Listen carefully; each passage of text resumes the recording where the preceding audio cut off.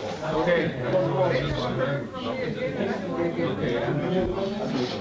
Right, Sharif. I'm gonna have to stop him.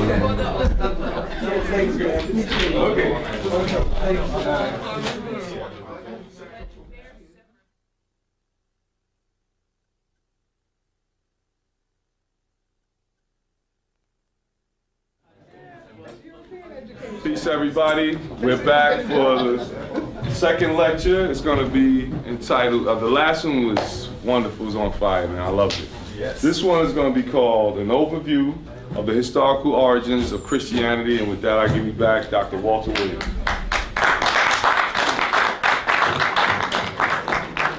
Okay, thank you so much. I'm back now. And we had a little break, and I hope everybody got refreshed. And now we're going to settle in on our second lecture. I want to give some thanks to people like Brother Shabazz and his wife, Jamila, again for bringing me to New York. And I also want to give thanks for my wife, Arnetta, for preparing me to come here and be my companion while I'm here. That's right. But one of the main things is that I can't stay. Yeah, definitely.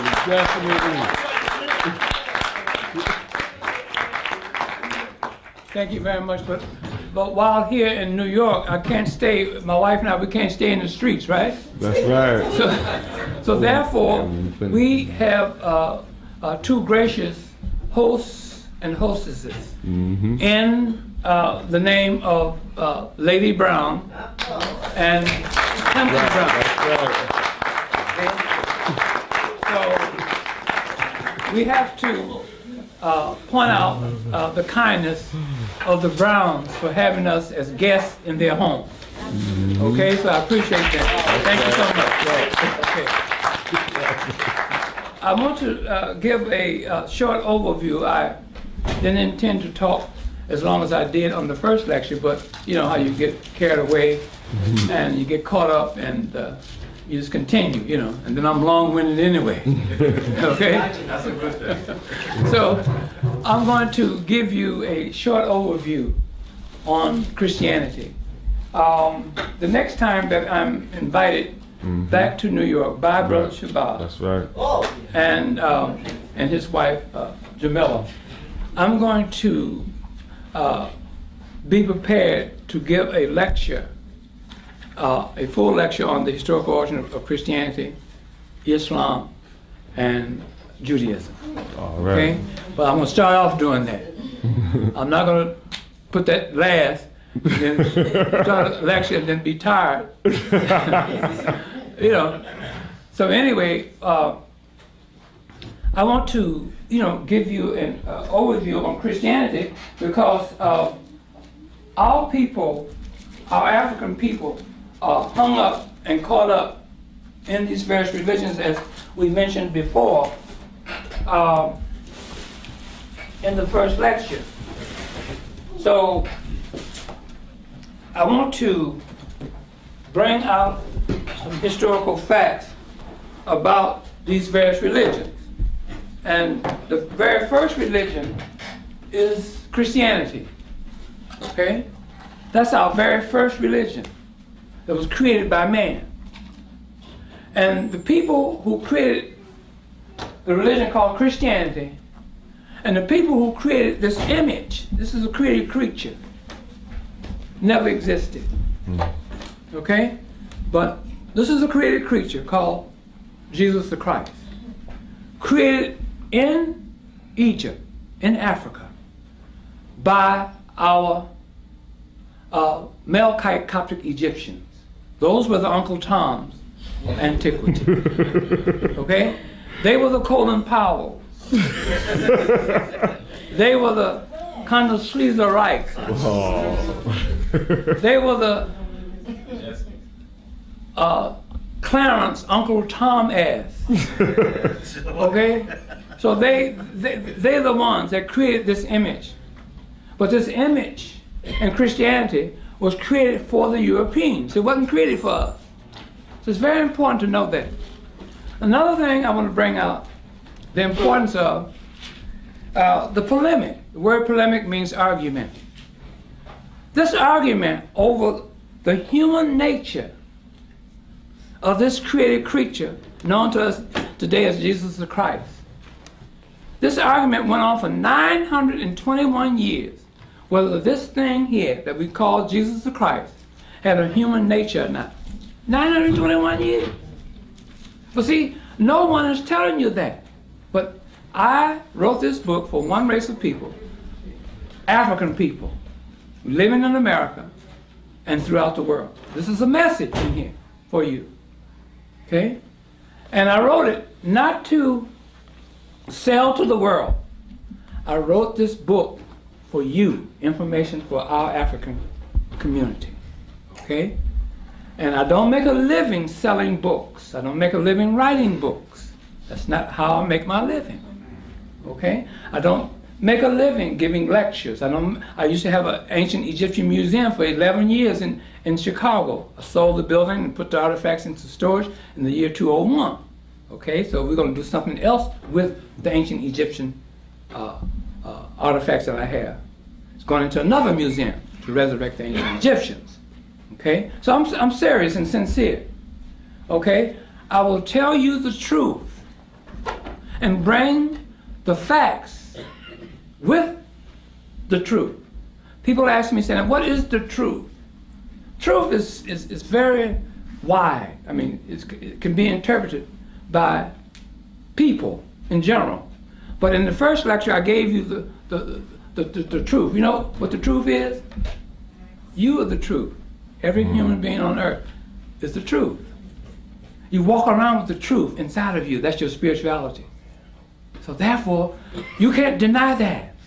There's no argument over that. So in my writings and research, I try to look for the truth. I always go and look for the origin of a subject. Like I told one young man this evening, go and find the origin of that subject. And when you do that, you will be laying a foundation of understanding about that subject, what you're talking about, whatever the subject may be. If you don't know the origin of it, then you don't know the subject. And you have to know dates. Dates are very important, like I teach my students. If you want to be a scholar, a historian, you have to know dates. Very simple. If you don't know dates, you're no historian. Then you're just talking barbershop talk, pool room talk. You're talking outside of your neck. See? Because if you tell me so-and-so, I say, okay, what date was that? You say, well, I don't know. Then you don't know the subject. Okay? Come and tell me, well, the documents, they found documents that said something. Okay, what alphabet was the document written in? I don't know. Then how can you bring this to me? Know something. So in this book, in each book, I put, as I end my writings, I always bring you facts, which are stronger than argument. This is what was told to me many years ago about facts. I was told that facts is stronger than argument, more dependable than opinions, more profound than reasoning, silences dispute, supersedes predictions, and facts always in the argument. You bring facts, that's it, it's over.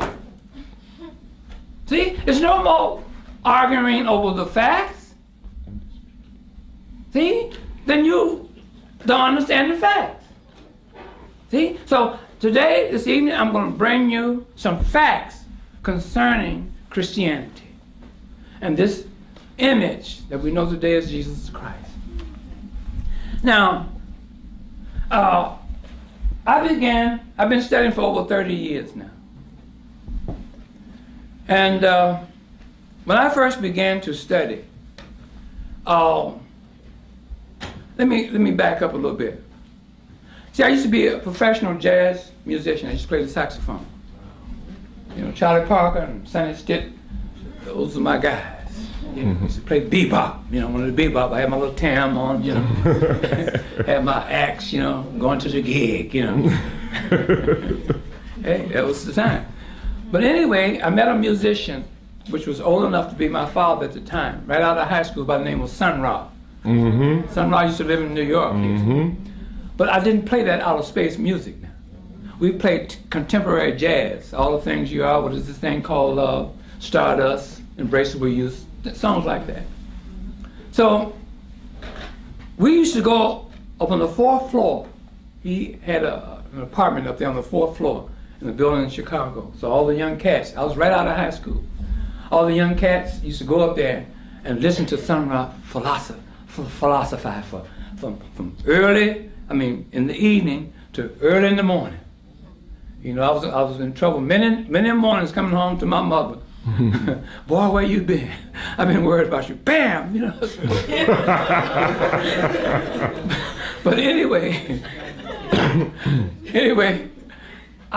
what he told us, Sun Ra said that we were descendants of the greatest people that has ever lived on planet Earth, known to us today in history as ancient Egyptians. Now, out of high school, you know, the school system don't teach us that. They teach us away from ancient Egypt. They teach you, when I went to school, they gave me a book called Little Black Sambo. You know about that too, don't you? Okay. Now this is what I was supposed to be, Little Black Sambo. Therefore, all you young people who don't know anything about Black Sambo, such as Jamila,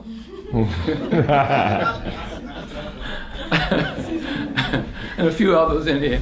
But anyway, Little Black Sambo was a little African boy who took the tiger by the tail and went around a tree, round and around and around, until both turned to butter. But they gave Little Black Sambo to the white children too, the white kids. That was to make them feel superior over us. And Little Black Sambo was supposed to make us inferior. But see, Little Black Sambo has fooled them. Little Black Sambo found out that I was a descendant of the greatest people that has ever walked this earth, known to us today in history as the ancient Egyptians. Isn't that something? I found that out through Sun Ra. You see? So, long story short, I get married. My wife and I took a trip to Italy. And they were showing us through Italy some of their ruins and the supposed history and so forth and so on. And I was feeling very bad because I didn't have anything to show the world as a Negro, okay? Until the tour guide said on the wrong bus, said, and when the Romans went to Egypt to receive their civilization, I said, uh-oh, big light bulb illuminated inside of me. I said, my goodness, if these Europeans went to Egypt to receive their civilization, and I was told that I was descendant of the ancient Egyptians, then I should know something about it. Huh? So what I did, I went to, when I got back to America, I went and got me a magnifying glass and every pictorial book on ancient Egypt that I could find. And what I was looking for through my magnifying glass was to look at all of those depictions that saying that these are ancient Egyptians. And I wanted to find out whether these depictions look like me and look like you. And once I was convinced of that, that's where I started my studies. Now, let's move on, okay? If you want to clap, it's okay.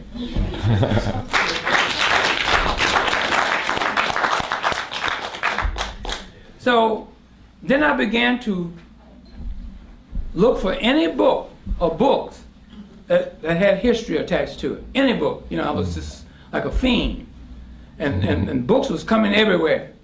Because, see, your mind is very, very powerful. Okay? Whatever you put up here that you want to attract in your life, it'll come. Because like attracts like. You see? You know, one time, my wife and I, we collect antiques. Okay?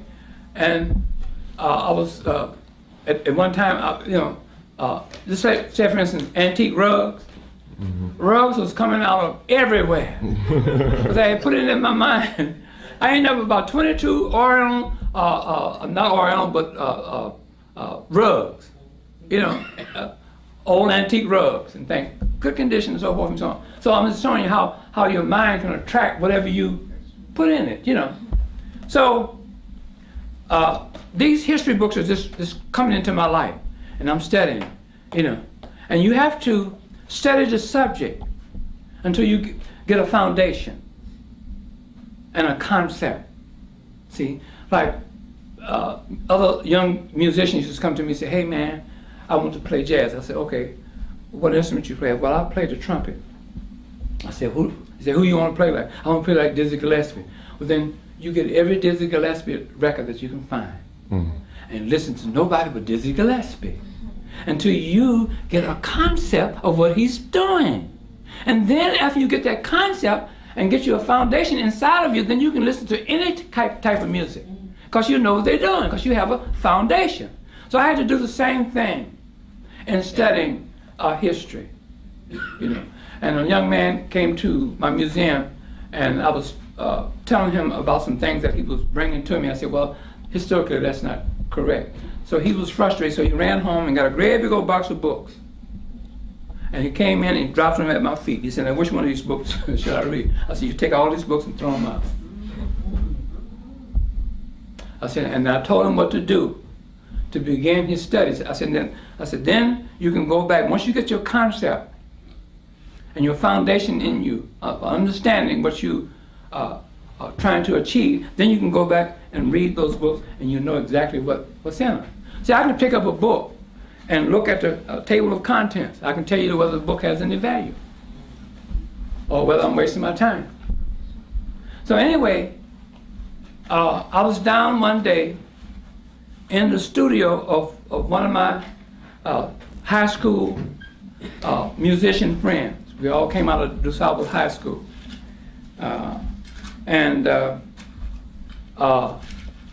He was teaching a saxophone lesson. He's a saxophone player. He's still playing music. And he had a shelf full of books. So while waiting for him to teach his student and finish up with his student, I went over to his bookshelf and I picked up a book called The Outline of History. And when I picked that book up, see, this is all pertaining to how I got to discover. See, I didn't set out to discover and prove that there was no Jesus Christ. That's not my intent. That wasn't my intent. I had no idea that there was no Jesus Christ. I had no idea it was that. Okay? Because I had believed that there was a Jesus Christ. But even though my family were not staunch Christians, I went to church one time that I can remember as a boy. And my mother and I went to the church, and that minister, old Reverend Chicken Wing, he said, "And God wants you." And I jumped up and ran out of the church. And my mother ran after me, my heart is beating, and I'm sweating, and carrying on. She, never went back since. You okay? Because it frightened me. And I want God to want me. But he may kill me, who knows? God may do like he did those tsunami victims. Huh? He killed over 250,000 people. Huh? I asked the religious people, said, where was God? All those people prayed to God, didn't they? But they died. Huh? Where was God? Huh? You see that? Martin Luther King's mother and father was in the church. They were good Christians. They prayed all the time. They got assassinated in there. Where was God? Where was God when the Europeans came into Africa and took our ancestors out and made slaves out of them, terrorized them in this country to make slaves? Where was God? You see? So that God is very dangerous. Okay? But getting back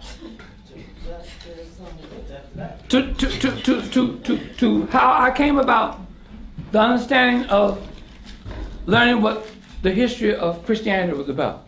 So I picked this book up called The Outline of History by H.G. Wells. And next time I come, I'll bring that book. Yes. And I opened up the page to that book, and I saw an image in that book just like this. it said under the caption of this picture, I said, that's Jesus Christ. But it says Serapis. I said, Serapis. I said, this is Jesus the Christ. Looks exactly like Jesus Christ. Then I began to read. Now listen to this. I began to read on the pages that was attached to this Serapis image that we know today as Jesus Christ. I began to read that in the cult of Serapis, he is spoken of as the Savior. I said, what? I said, this is the same attributes that they give to this Jesus the Christ. Then it went on to say that he raises the dead. I said, what? Raises the dead? I said, this is the same attributes that they give to this Jesus the Christ. Then it says that even after death, you will always be in his presence. Don't Reverend Chicken Wing tell you all that at these funerals? Huh? Say, oh, Moses gone on to be with the Lord. Huh? You see? So I said, these are the same attributes that they're given to this Jesus the Christ. I said, wow. I said, what's going on here? So it says Serapis.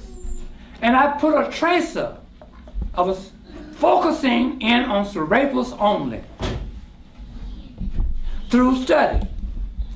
And I began to research Serapis. And I found out that this Serapis was given to the successor of Alexander the Greek. I don't use the Great because I'm not going to call no European great that tried to destroy my ancestors. I'm not going to do that. I can give you the Greek. That's the best I can do for him. Okay? Not the Great. And when Alexander came into Egypt, I'll tell you how it started. He is the first known European to come into the continent of Africa in Egypt, historically known. Okay? He came in 332 BCE. Didn't have to have an army to invade. You know why? Because the ancient Egyptians never had an army. Nor did they have jails. They didn't have no jails. Civilized people don't have armies and jails. Okay? You understand what I'm saying? Only corrupt people have jails. If you have a corrupt government, quite naturally the people living in the secular community going to be corrupt. So when they get out of line, you put them in jail. Okay? And you have an army. What is your army for? To go around and terrorize other people around the world. Rape their women, take their land, steal from them, kill them, take their resources, everything. That's what you need an army for. Okay? Now, anybody seen the picture, the movie called Alexander? If you go to see Alexander, my wife and I, we went to see Alexander. It's a funny thing about Alexander, that movie. They showed Alexander killing, robbing, stealing, all throughout the movie. And they only talk about Alexander going into Egypt. They never showed Alexander coming into Egypt. You know why? First, if they showed Alexander coming into Egypt, they would have had to show Africans in Egypt. They didn't want to do that. Secondly, they would have showed that the ancient Egyptians had no army. You see? A civilized people, the ancient Egyptians, civilized this whole entire world of all races. Creeds and color are using the civilization and the culture of the ancient Egyptians, right? At this very moment that I'm talking to you. You cannot go around to civilize other people throughout the world and then bust them upside their head at the same time and rape their women at the same time and plunder their land and steal from them and lie and cheat. You can't do that. You're out of cosmic order. Okay? You're out of cosmic order. You're out of cosmic order when you embrace a religion. You're out of tune with cosmic order. You see that? Wow. We have to bring balance back to this world. And we're the only people on earth that can do that. Bring balance. No other race of people can do that because we are the Pied Pipers of the world. The world is following this American African Negro who's been trained to call himself a Negro, Black, and African American. The world is following us. If we turn our caps backwards, they do it too. They don't know why they're doing it. They're following us. Okay? When we do the electric slide, they're out there doing the electric slide too. You see? So when we rap, they're out there trying to rap too. They don't know what the hell they're talking about. When we hip hop, they wear them old baggy bitches and showing the crack of their behind. They don't know what they're doing. They're following this Negro. See, we're the Pied Pipers. See, and then they have a television program that comes on every Saturday. Okay, and what's the name of it now? Soul Train. They have Soul Train to teach white people and the other races of people how to dance. Why do you think that? Why do you think it's been on so long?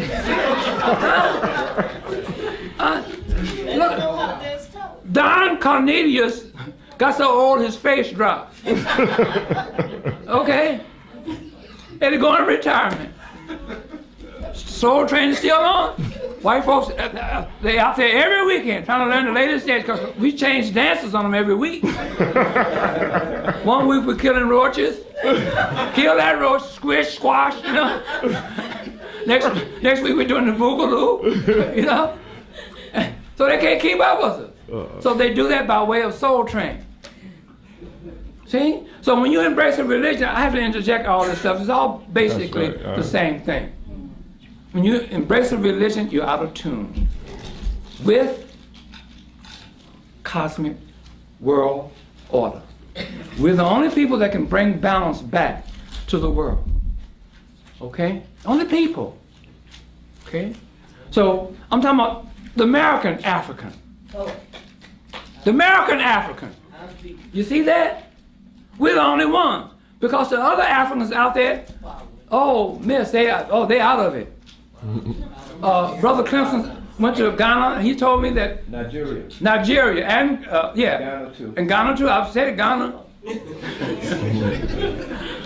He went to Ghana, and Nigeria. They had some of the biggest posters of this Jesus the Christ, white Jesus. Yeah, I know about it. You know about it? Yeah. You know, they'd be all on the bus, praying and singing to Jesus. You know, so hey, we have to mark them off. We have to start here in America, okay? Where the leading Africans live, okay? So now, here you have, going back to the historical origin of Christianity. I found out that when Alexander came into Egypt, didn't have to bring an army like I mentioned, but he was in awe of what he saw. He said, wow, look at these people here. Look at this civilization. They didn't have to, they're doing this peacefully. They didn't have no armies and they're not fighting and killing each other. See? Because every white man and every white woman and every white child that you see walking on earth today are descendants of savages. I'm not making fun of them. This is their record. I didn't make their record. Huh? Did I make their record? No. Okay. When a criminal go before the judge, and the judge has his record before him, he said, oh, I see you have stole cars, you have broken into homes, you have raped women, you know, and so forth. Who made that record? The thief. or the person before the judge. So when I make that statement, I'm not criticizing them. I'm bringing facts. Stronger than argument. More profound than reasoning. More dependable than opinions. Silences dispute. Supersedes predictions and facts. Always ends the argument. You see? So now, Alexander comes into Egypt in 332 BCE. He lived for 9 years and he died. His army general, Ptolemy I Lagi, took over Egypt. And the Greeks and the Romans knew that in order to rule Egypt, they had to be accepted by the ancient Egyptian sacred society. They had to be accepted by them. But our ancestors did not take foreigners into their sacred society. They handpicked their own African kind to come in. Okay? So when they tried to get in, they was turned down. Said, no, we don't do that. We don't. And then our ancestors, the ancient Egyptians, did not race mix. They didn't mix with no race. Other races, foreign races. Even though they went around the world civilizing other races, but they never mixed with them. Okay? So this Ptolemy thought up a great idea.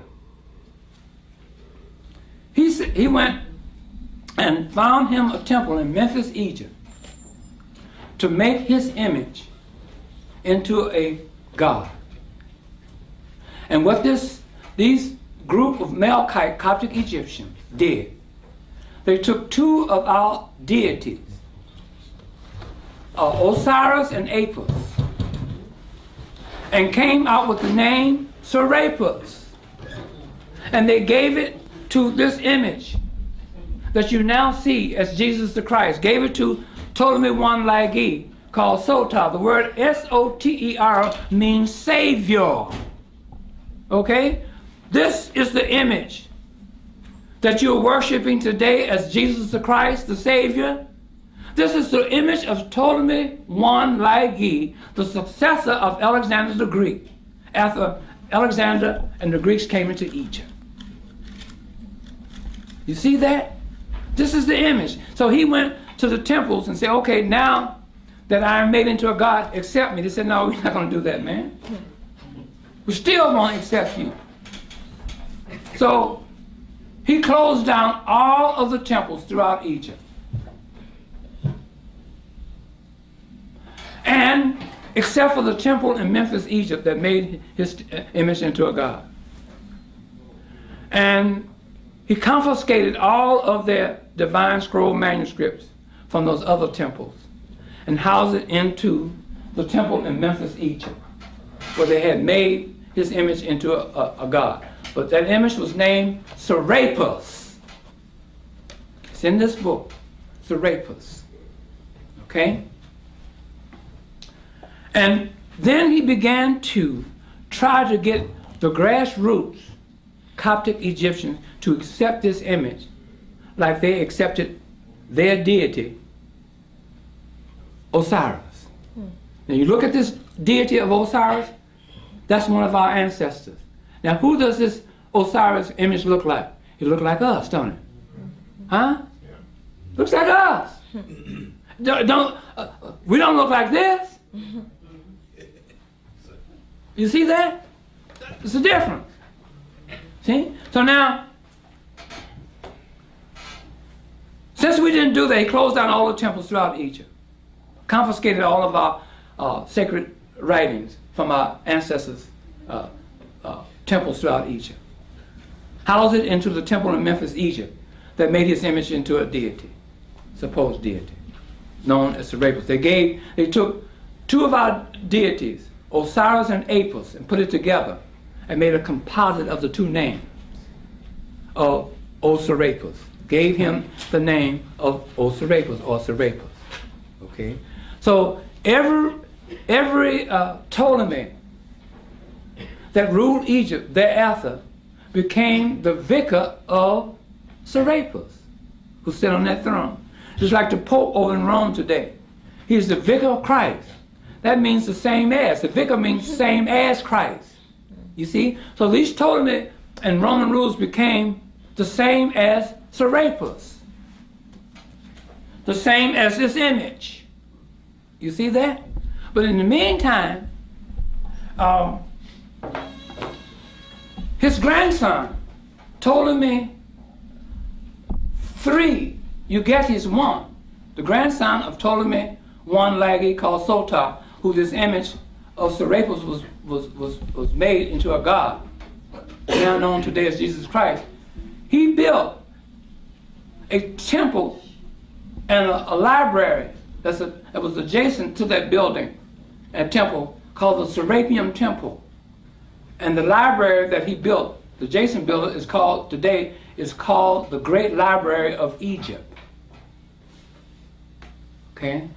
And he built other temples throughout Egypt. Okay? He built the Mithraeum in Syria. That's all part of, like I told you, that area over there in Syria is part of the African continent. See? But those Greeks was ruling all that area over there. See? So he built another temple to his grandfather in Canopus, Egypt. Okay? But we're going to concentrate on the Serapeum Temple in Alexandria, Egypt, where this supposed great library was made. Because there's a lot of misinformation floating around about the great library of Egypt. They said, tradition is saying that the teacher of Alexander the Greek was one Aristotle. And that Aristotle wrote hundreds of books. And Alexander the Greek built the Serapeum Temple and this great library adjacent building next to the Serapeum Temple. Besides, story goes, to house Aristotle's book. But when you search a little further, you'll find out there was Ptolemy III Eugetes I who built the great library and this Serapeum Temple in Alexandria, Egypt. Okay?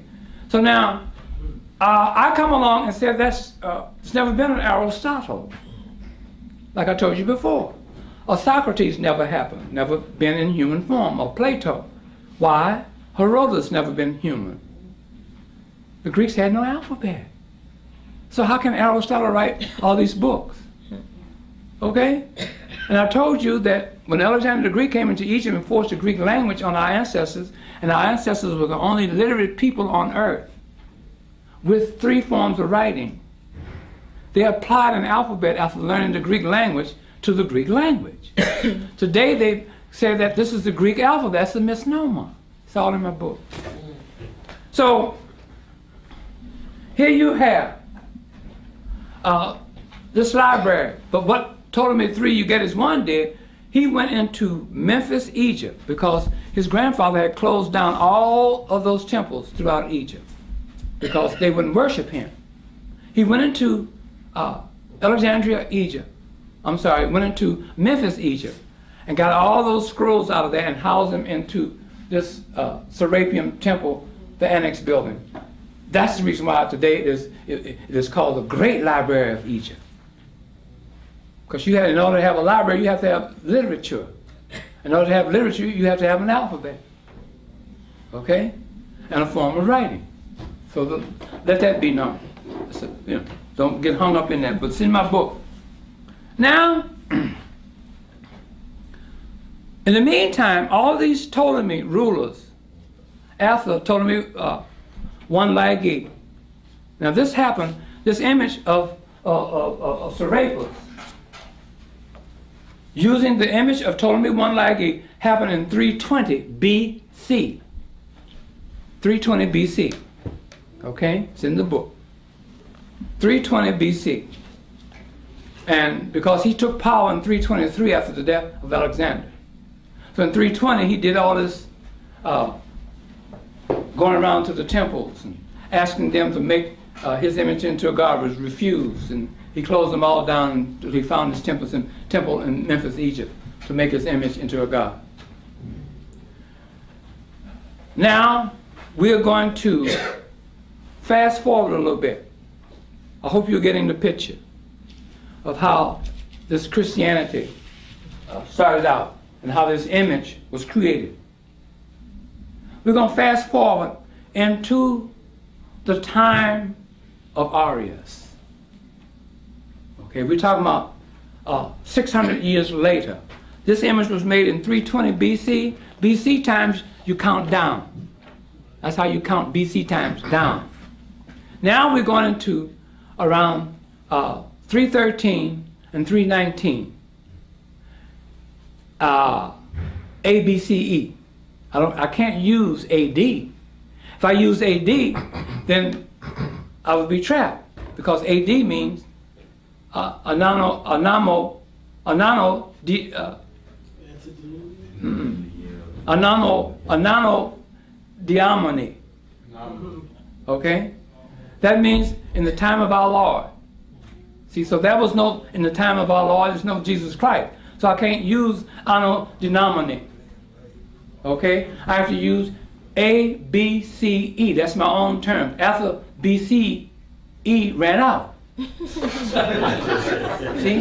So you're not going to get me hung up in there. See? So, smart, right? Okay. Anno Domini, that's what it is. Anno Domini. But anyway, in the time of our Lord, we're going to come up to the time of the Nicene Council, the first Nicene Council, 325 ABCE. Okay? All right? We're going to come up to that. Now, there are three things that brought about the Council of Nicaea I, 325. And I think that I'm the only scholar that's bringing this out in this book, of any race, creed, or color.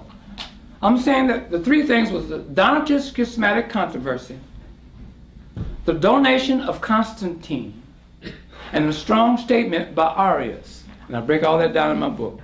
The Donatist schismatic controversy was a North African schism among the Africans themselves, because they had a separate community, because when Ptolemy I Lagi was refused entrance into the temples in Egypt, they refused him because they didn't accept foreigners, and they didn't look upon him as a god. So he closed them down. But they were forbidden to create any other temples for religious fellowship, so they used their homes and the cemetery to do that. Okay? The cemetery was used to honor their martyred dead, like we honor Martin Luther King. It's done at a cemetery around his grave and so forth and so on. We used our homes to fellowship, because we were forbidden to build any other buildings for that purpose. Okay, this is what the Greeks forbidden us to do, our ancestors to do. Okay, so here you have the Donatist schismatic controversy, which is a North African schism. It's all in the encyclopedia. You look up any encyclopedia, look up the Donatist schismatic controversy. It's there. And this is a North African schism. It happened like this. Diocletian, who was the Byzantine ruler at the time, wanted members of our exterior Coptic community to turn over their sacred writings to him. And Mensurius, who was a member of the Coptic Egyptian community, turned those writings over. Donatist, Bishop Donatist, said he shouldn't have done it. Shouldn't have done it. Okay? And this caused a schism. Then here comes Bishop Secundus, the metropolitan bishop. He comes in and joins Donatists. Say, you shouldn't have done it. You should have martyred yourself, just like your predecessors before you did.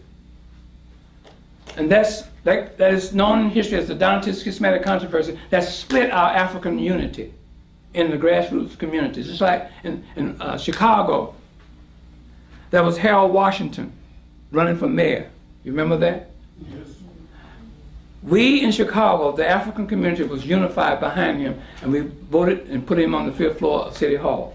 When he died in 1987, there was a split in our African community in Chicago between Eugene Sawyer and Tim Evans, running for 2 African brothers running for mayor of Chicago. And that caused a split in our community, a weakness, and a white man came up in between that split, Mayor Richard Daley, that you have today. Okay? So the same thing in the dynastic systematic controversy. That controversy and that split in the African community gave Constantine the bright idea. Said, now we can, I can get this community, since it's split, to accept Serapis. See, they needed our African spirituality to spiritualize this. You see? See, so when you whoop and holler in church, oh, I love Jesus, and room at the cross and all that kind of stuff, you're spiritualizing this thing. See? So this is what happened. So what he did, Constantine did, he found a member in our African community by the name of Sylvester I. And went up to Sylvester and said, Sylvester, I will give you my imperial emblem on a temporal basis if you will accept this offer. And it's known in history as a donation of Constantine. Get you an encyclopedia, like I said, it's there in the book. Okay? I don't be making up stuff that one cannot come behind me and do research. Okay? I cannot go before the whole world and walk up on the world platform and say, hi world, there's never been a man that ever walked the earth in human form of any race, creed, or color by the name of Jesus Christ. I better know what the hell I'm talking about. And I better have some history to back up what I'm talking about. Okay? So it's known in history as the donation of Constantine. He says, Sylvester, if you accept this donation, I will give you my imperial emblems over your people, the Coptic Egyptian. Okay? And all I want from you is for you to baptize me in your African community and make me part of you all. Okay? That's all. That's what he wanted to do. And said, I'm going to give you my authorities where you're going to be the HNIC of the Coptic community. Everybody know what HNIC means? Okay. You want me to say it? You don't want me to say it? Okay. No, I ain't going to say it. My wife said don't say it. Can he say it? Yeah, go ahead. What does it mean? Head nigga in charge. Head nigga in charge. Oh, okay, fine. HNIC. Okay? So, he made Sylvester accepted that. It's known in history as the donation of Constantine. Okay? 313, 314. That's when it happened. Then Arius, a Coptic Egyptian brother, comes along and says, well, hold it. He says, he makes a strong statement after that donation was given and accepted by Sylvester I.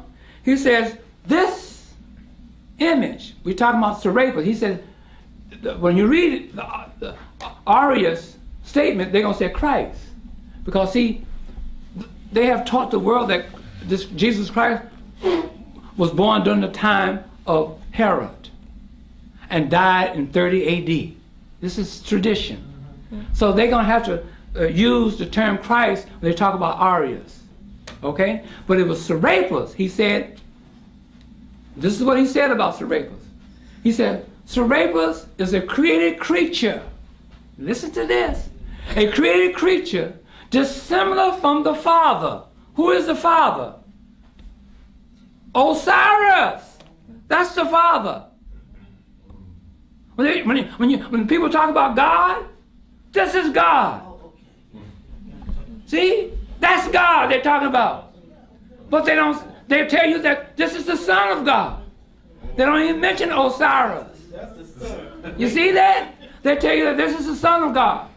And you Christians sit up there and don't say nothing. They tell you Christians that God so loved the world that he sent his only begotten Son, the Lord Jesus Christ, to save the world from sin. Is that right? Now, his only begotten Son is a European white man. Huh? Is that right? Brother Shabazz, Brother Clemson, and all the other brothers, including myself, we can't be the Son of God. Because we don't have no long blonde flowing hair. We have no blue eyes. We're not white, we're not European. Only Europeans should be the Son of God. He said, I sent my only begotten Son. That means that when Shabazz thinking that he is the Son of God, he's gonna die and go up to heaven to be with his Father God, he's gonna be met by security guard. They're gonna say, who did you come to see? I came to see my Father. Who is your Father? God is my Father. No. They're gonna get an intercom. God, there's a Negro out here who says that he's your son. And God gonna say, you know damn well I don't have no Negro as no son of God. Huh? Chinese can't be the son of God either, can they? Mexican can't be no son of God, only the European. Is that right? So, but the Christians don't say nothing. They sit up there and say, that's right, brother. Talking about Reverend Teeny Weeny. He preaches all this old garbage out to them, and they agree with it. You see that? But Arius said that this image was a created creature, dissimilar from the Father being Osiris. Where's the Father being Osiris in the ancient Egyptian divine triad? You see that? The triad consists of Osiris the Father, Isis, the Holy Hathor Cow Mother, and Horus Jr., the S-U-N. That's the Son. But now, they put at the Council of Nicaea. Well, yes, but we're going to get there in a moment. Arius said that this creature here, Osiris, was a created creature, dissimilar from the Father, meaning not like the Father. A perfect creature, but a creature nevertheless. And that caused the Council of Nicaea, those three things, the Donatist schismatic controversy, the donation of Constantine, and the strong statement by Arius, caused that council meeting to come about. Okay? Constantine had nothing to do with it. A lot of people think Constantine, he didn't call it, he had no authority. Why didn't he have no authority? He was a member of the Coptic Melkite community. He had been baptized because he gave away his authority. You see that? So he didn't call it, he had no authority to do that. He just sat there and presided over the function. It was the Melkite Coptic Egyptians called the Council of Nicaea I to come about in 325. And when they called that council meeting, they took this image of Serapis and went into the ancient Egyptian divine triad, the one I just mentioned, and took out Horus Jr., the S-U-N, and they put it in this thing here. Serapis, known today as Jesus the Christ, as a son of God. Now who is God? Osiris. See? You see that?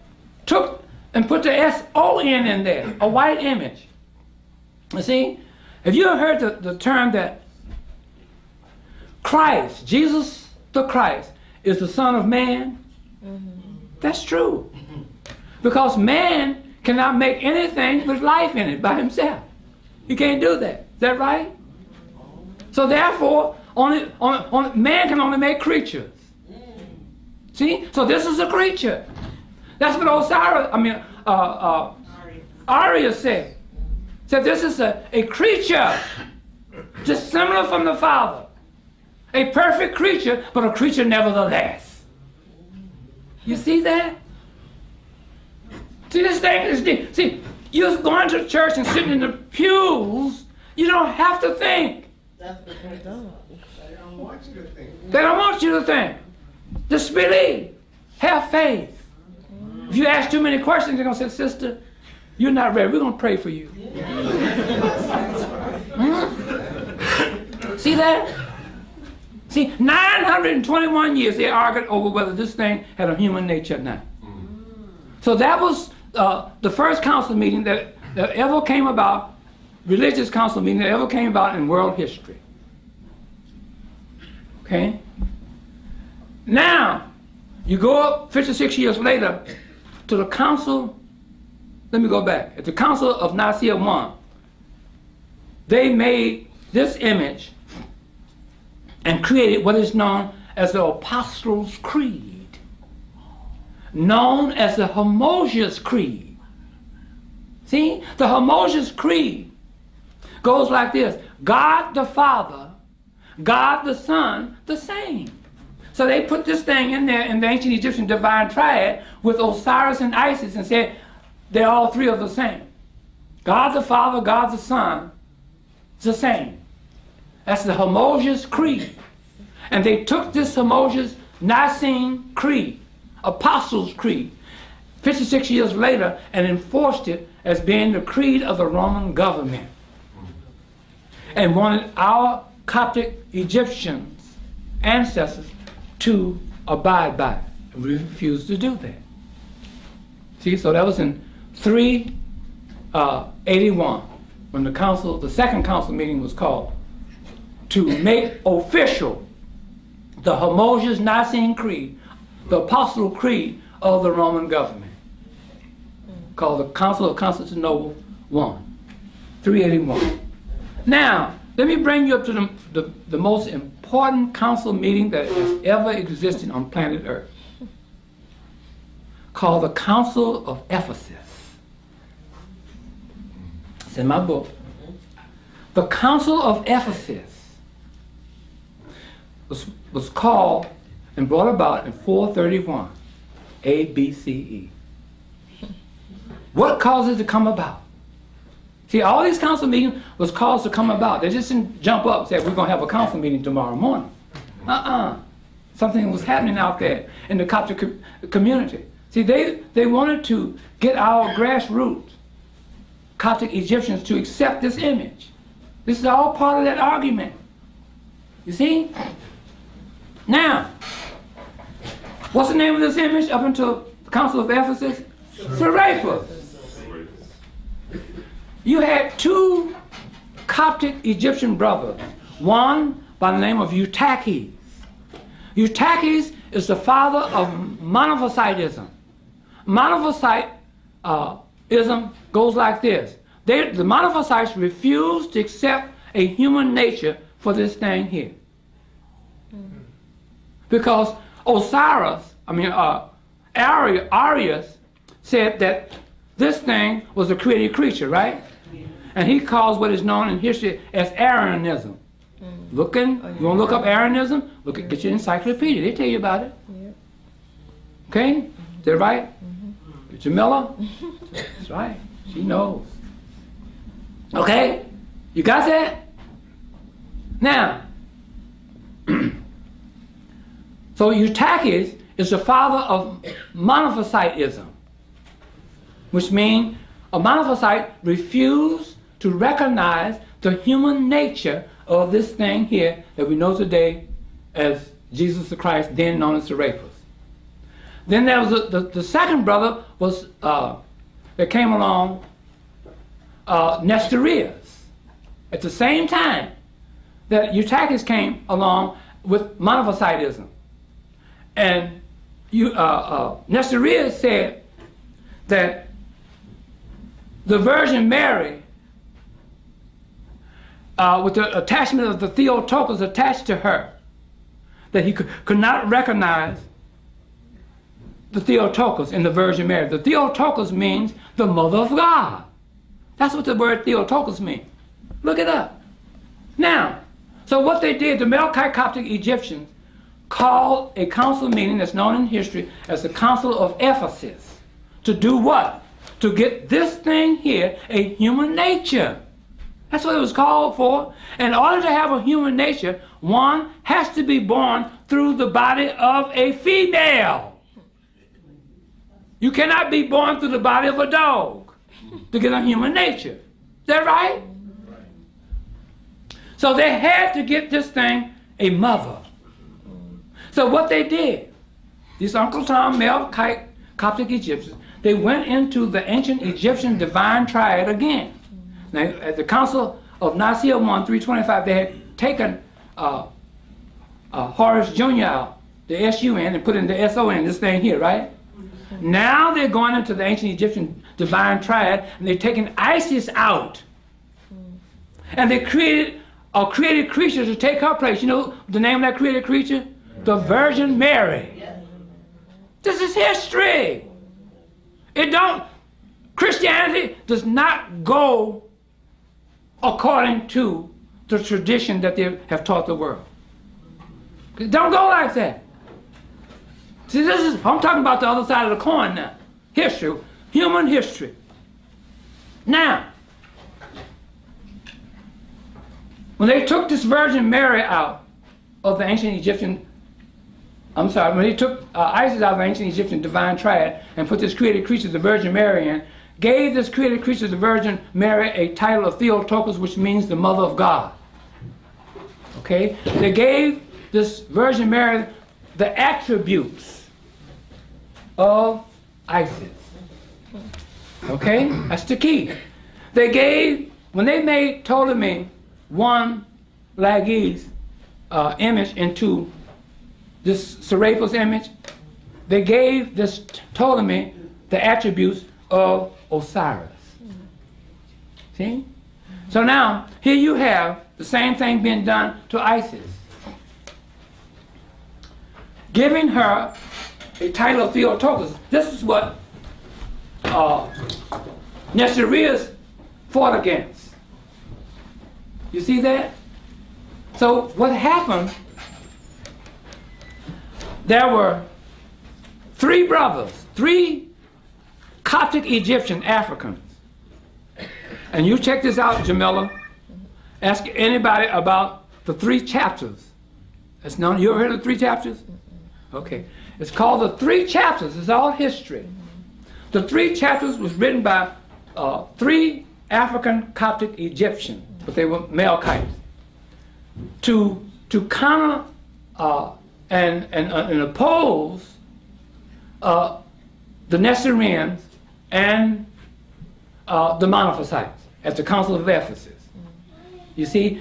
Now, when they made the Virgin Mary to be the mother of God, now God is Serapis, and they amalgamated the two created creatures together, and they came out with the Anointed One.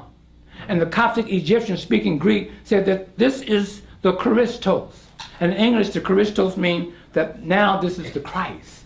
That's how this Christ came about, with that amalgamation of the created creatures, the Virgin Mary, with the Theotokos title attached to her, which means the Mother of God, and amalgamating the two created creatures, Serapis, together. You see that? And the Coptic Egyptian said, now this is the Anointed One. This is the Christos. And the Christos, they were speaking Greek. In English means, now this is the Christ. That's how it happened. You see? So now, Nestorius said that he couldn't recognize that Theotokos.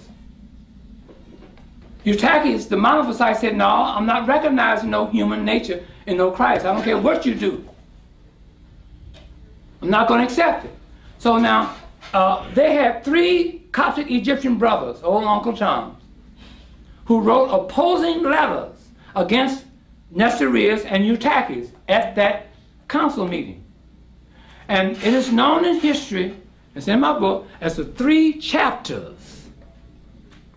The three chapters written by these African brothers, Theodore of Mopsuestia and Theodoret of Sar, C-Y-R, and Ibis of Odessa, okay, wrote what is known in history as the three chapters. You go and get you to the library and get you a set of the new Catholic encyclopedias and you look up the 3 chapters in there, it's in there. See that? It's in there, Jamila. Now, these was opposing letters written at this council meeting. So now, what you have going on, you have 2 factions now. You have the monophysites who said that this image that we know today as Jesus Christ was a created creature, had no human nature. And now you have diaphysitic Christians. The word diaphysitic means an individual who recognizes the 2 natures in Christ. Diaphysitic. Okay? It's in my book. Now we come up 20 years later to another very important council meeting called the Council of Chalcedon, 451. The argument is still going on. Argument is still going on. They're trying to make and create a human nature still for this thing here. Okay? And they use those 3 opposing letters that was used at the Council of Ephesus at the Council of Chalcedon. Plus, guess what they did to get this thing a human nature? They used one word. You know what that word? The word is consubstantiality. The word consubstantiality means a person. That's what it means. Now, if you are a person, that means what? You're a human being. You see that? So, in order to be a person, you are automatically a human being. So they use that word consubstantiality and applied it to this thing in their dogmatic decrees written to repudiate the argument that from the monophysites saying that this thing here had no human nature. Use that one word, consubstantiality, which means person. See? Now, I don't know nobody is telling you these things about what happened at these council meetings. Step by step. You see? So now,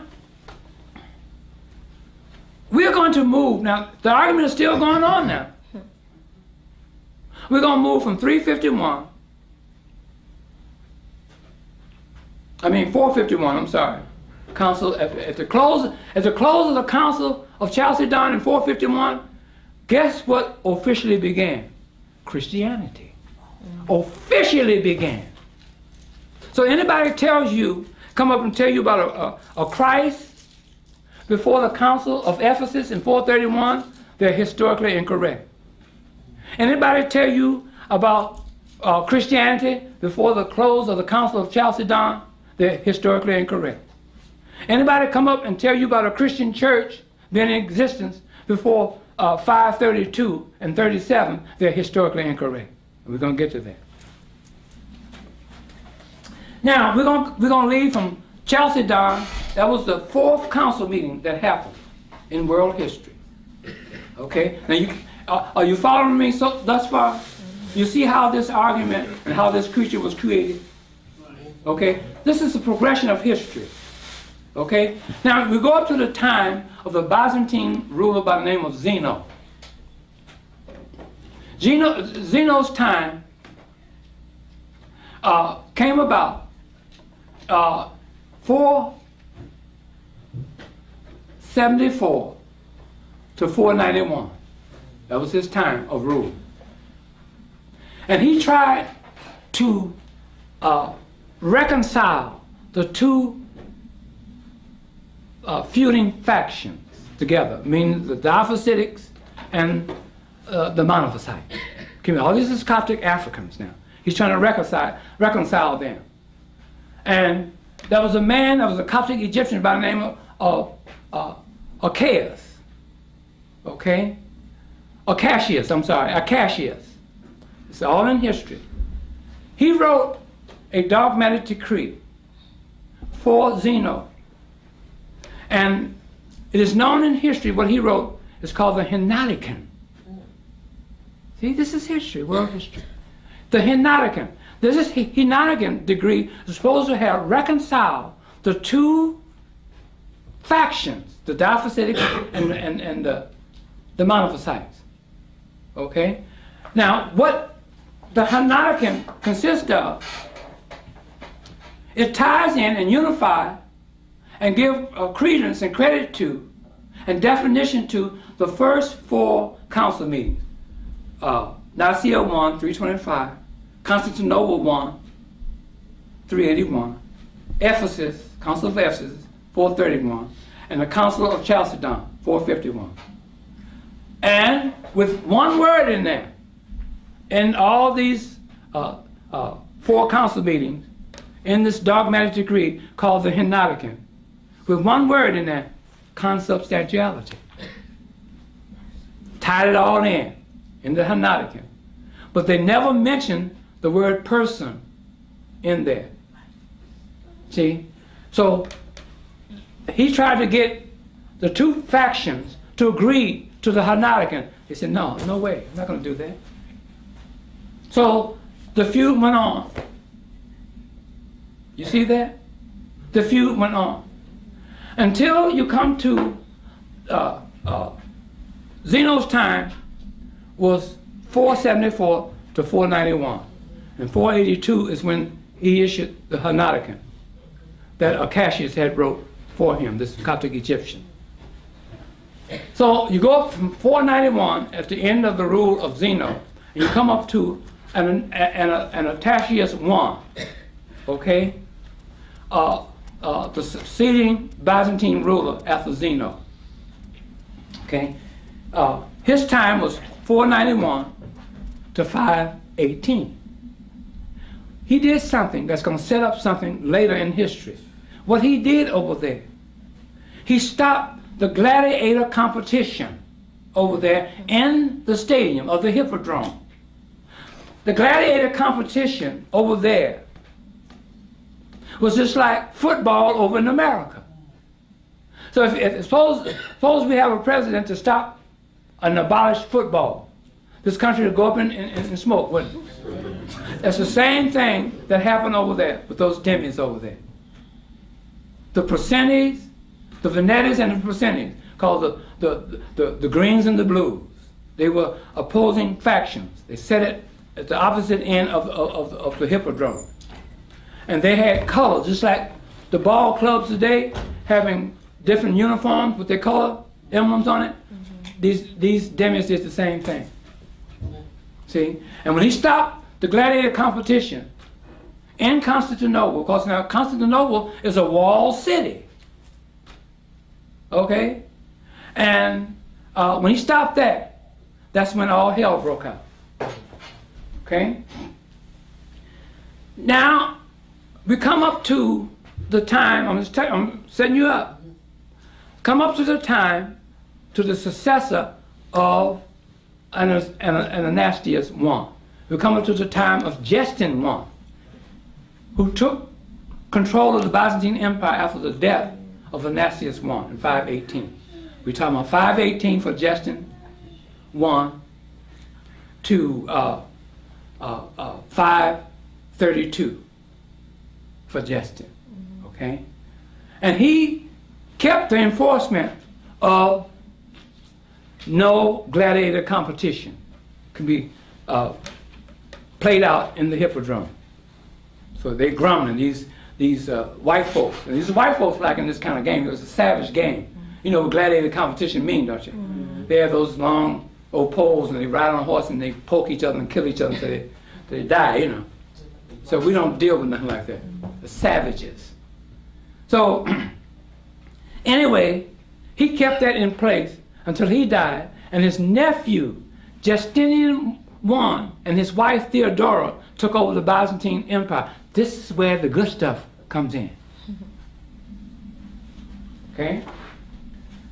Now you still had the argument over whether just Christ had a human nature. It hadn't gone away. They argued over this thing having a human nature for 921 years.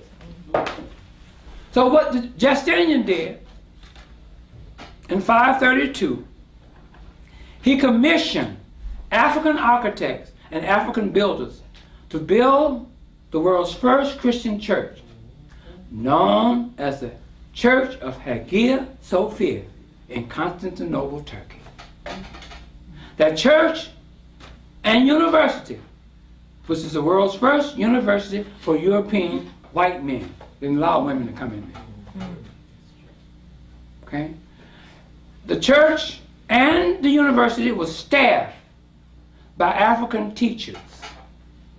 So, if you want to see, like I said before, Europeans did not develop in Europe. Why? They had no writing system. No writing system, you cannot have no institution. You see that? So they developed there in Africa, beginning with the Hagia Sophia. They had the African teachers taught them. Now this is the world's first Christian church, right? Commissioned by Justinian and his wife Theodora in 532, finished 5 years later. The picture of the Hagia Sophia is right here on my book, the cover. But you see these minarets on there. That was put on there many, many years later, over 1,000 years later. Now, when they finished building the Church of Hagia Sophia, you know what date it was? December the 27th, 537. And my wife writes a very important chapter in the Historical Origin of Islam book on what happened to the Church of Hagia Sophia. Now, I said, listen to this now. People ask me, why does this Christ have a birthday on December the 25th? The birth of Christ, having a birthday attached to him, or this image, this creature, because of the Hagia Sophia. The finishing of the Hagia Sophia, December the 27th. And see, for over 900 years, they celebrated on that same date, Jamila.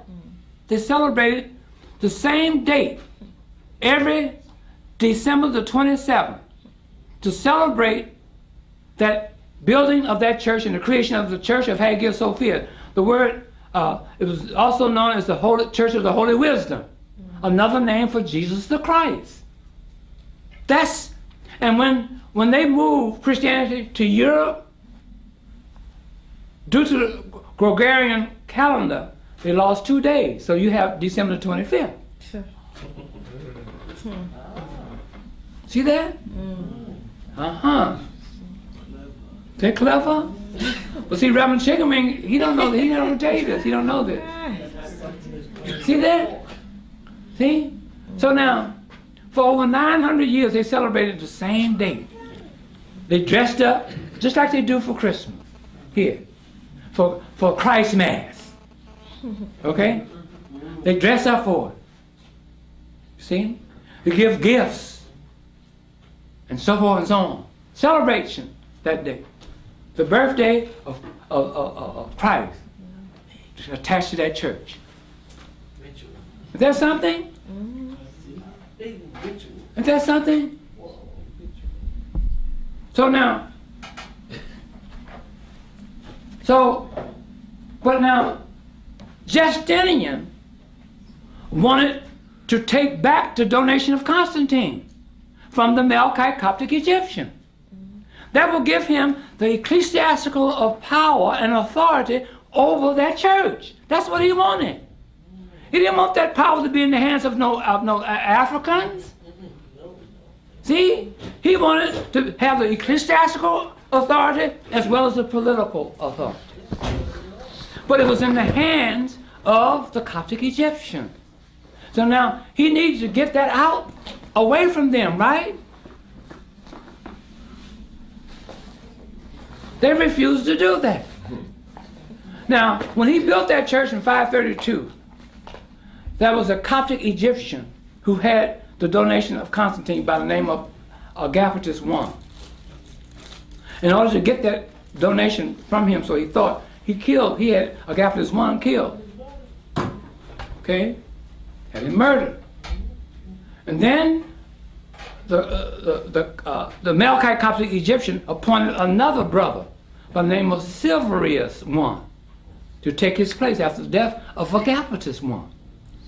And Justinian had his army general and his wife to take treason papers and serve on him. Say you have committed treason against the government. Okay, and they got rid of him, thinking that they can take back the donation of Constantine. Then they came to power was Vigilius, because the Coptic Egyptians, after Silurius was dismissed, the power of the donation of Constantine rested in the hand of Vigilius. Okay? And in 543, an Uncle Tom, there's always a Negro around going to tell white folks how to do other Negroes. You know what I mean? There's always some Armstrong Williamses around. You know, you remember Armstrong Williams, don't you? Okay, you know what he did, don't you? Okay. Here comes Theodore Acitus, a lawyer, a Coptic Egyptian Melkite lawyer, told Justinian how to take back that donation of Constantine. He said, what you do, you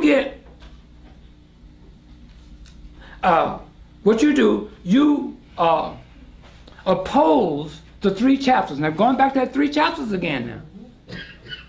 You denounce the 3 chapters.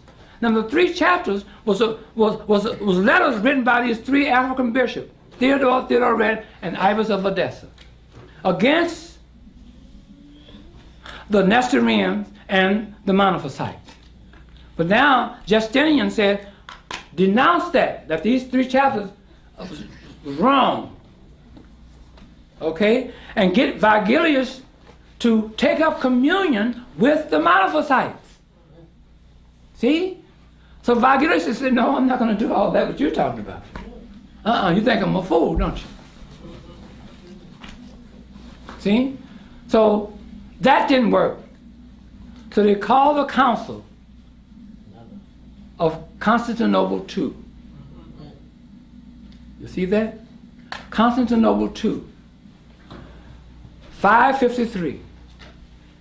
And right after that council meeting, they found Vigilius mysteriously dead. Killed him. So therefore, they took back Justinian took back the donation of Constantine. And he became the ecclesiastical authority over the Hagia Sophia. And he was able to appoint whomever he wanted, like the bishop. He appointed the patriarch of the Hagia Sophia, were all Africans.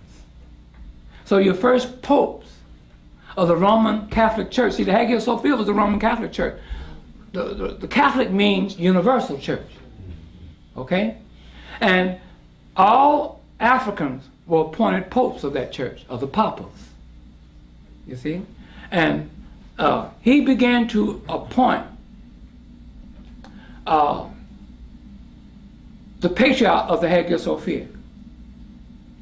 You see that?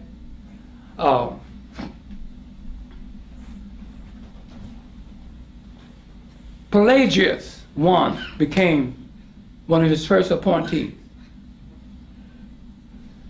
John III, another brother, African brother, became his second appointee after Pelagius' time went out. Okay? And the Hagia Sophia represented Rome. You see? Represented the West. So whoever sat as the patriarch of the Hagia Sophia was also the Pope of Rome. Okay? That's history. You see? So now, he has in his power the ecclesiastical authority. The patriarch of Constantinople was always a monophysite. See? It's in my books. See? So So from then on, from Justinian on, ecclesiastical authority was in the hands of the Byzantine rulers, taken out of the Melkites. Okay? Coptic Egyptians. See?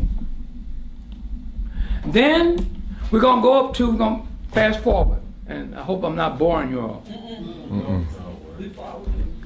And we come up to Heracles, or Heraclius I. Okay?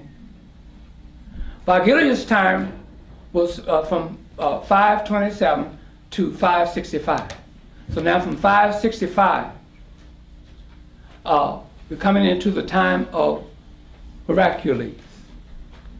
The Melkite Coptic Egyptians and the Diaphysitic Christians are still fighting what? Over what? The human nature of Christ. Still fighting. Okay? So Heracles has another brother by the name of Sergius I, an African, to draw another decree trying to reconcile the two factions together. Okay? And that decree is known in history as the Ecthesis, or Ectheus, Ectheus. E-C-T-H-I-S, Ectheus. Okay? And that was supposed to reconcile the two feuding factions over the human nature of this Christ. Okay? But that didn't work either. That didn't work. So now, we come up to the time of Constantine III and Constans II taking over the Byzantine Empire after Heracles.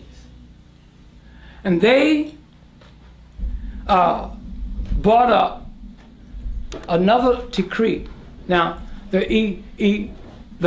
Ectheus is a decree based on monothelitism and monothelitism. Tell you the difference. Monothelit means one will. Monothelit, L-I-T, means one energy. See? They're saying, let's not be so harsh in saying that this Christ had no human nature. Let's say he had one will. Let's say he had one energy. You see that? See, you go into church, you're not going to learn all of this. Huh? You're sitting up there. Huh? You don't know nothing. You see that? When the person tells you that he's a Christian, he knows nothing about himself and knows nothing about Christianity. So they took these two words, Heracles, under this new theology created by Sergius I, a Coptic Egyptian, called the Ectheus. The two words was monothelitism, L-E-T, which means one will, and monothelitism, which means one energy. So let's say that instead of no human nature. So harsh, you all. See? So the Coptic Egyptians said, no, I'm not accepting that either.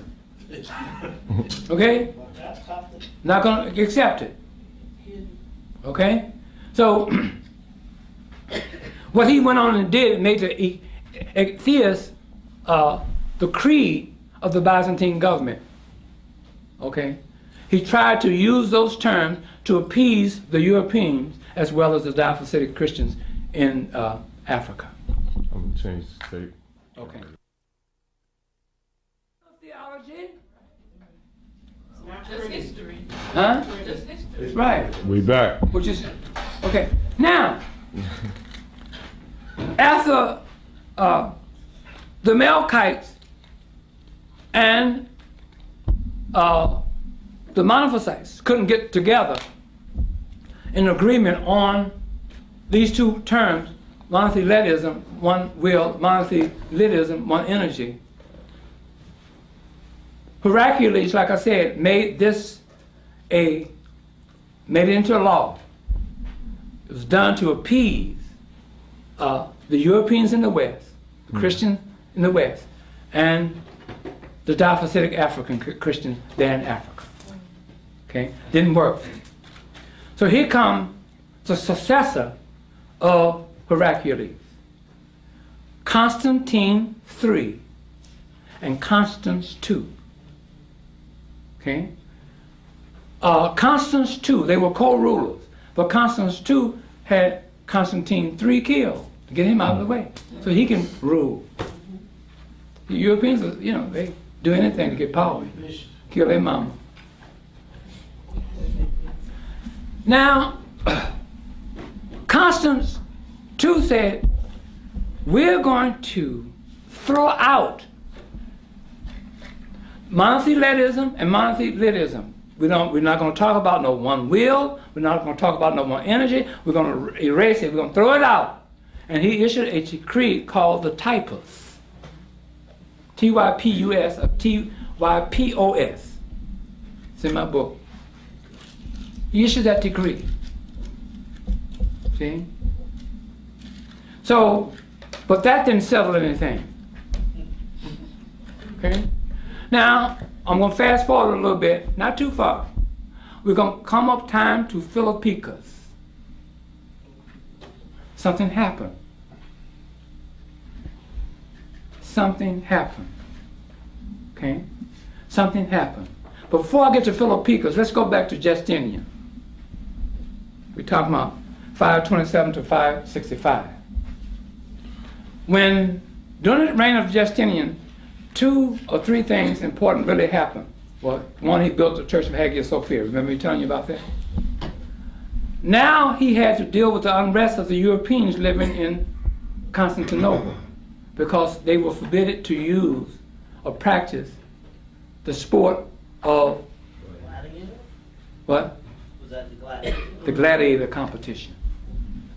They began an uprising during his reign, and he was about to abduct and run away from his authority. He had prepared a boat to leave Constantinople, and his wife Theodora said, "No, you don't do that."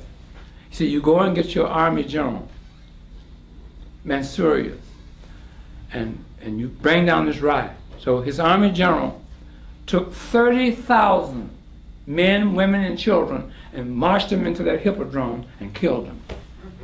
And that is a bloodbath. It brought down that riot. And that riot is known in history as the Nika riot, N-I-K-K-A. You ever heard of that? No, you haven't. I understand that. And the word Nika, N-I-K-K-A, means conquer. Greek conquer. Okay? And after he brought that riot down and things began to settle, he already built a Hagia Sophia. Then a rich merchant in Constantinople by the name of Harith ibn Gabala came to Theodora, and watch this now, and said, "I want you to send someone to evangelize among the Arabs or the Europeans then." And she went and picked her hand-picked Uncle Tom Negro Coptic Egyptian by the name of Jacob Barrodeus, known also, aka, as Jacob Barrode. Okay? And she commissioned him to get a group together to evangelize among the Europeans. Okay? And he got about 120 clergymen, 170 really, clergymen, including women. See, the women over there were nuns. See, they practiced celibacy. See, all of the Coptic Egyptians, whether they're Melkite or whether they was Monophysites, they practiced what is known as celibacy. And that's the reason why those women, those African Coptic Egyptian women, were called nuns. They didn't practice, they didn't have sex. You know, and that's where you get the practice of celibacy, supposedly in the Roman Catholic Church. But you know that's a big joke. with all those fags running around, you know, flushing babies down toilets and stuff.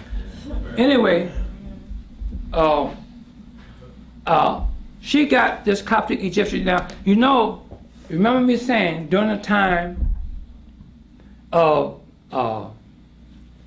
Ptolemy I Lagi, when they refused to accept his image as a god throughout Egypt, he closed all those temples down and forbade any of the African Coptic Egyptians to build any temples.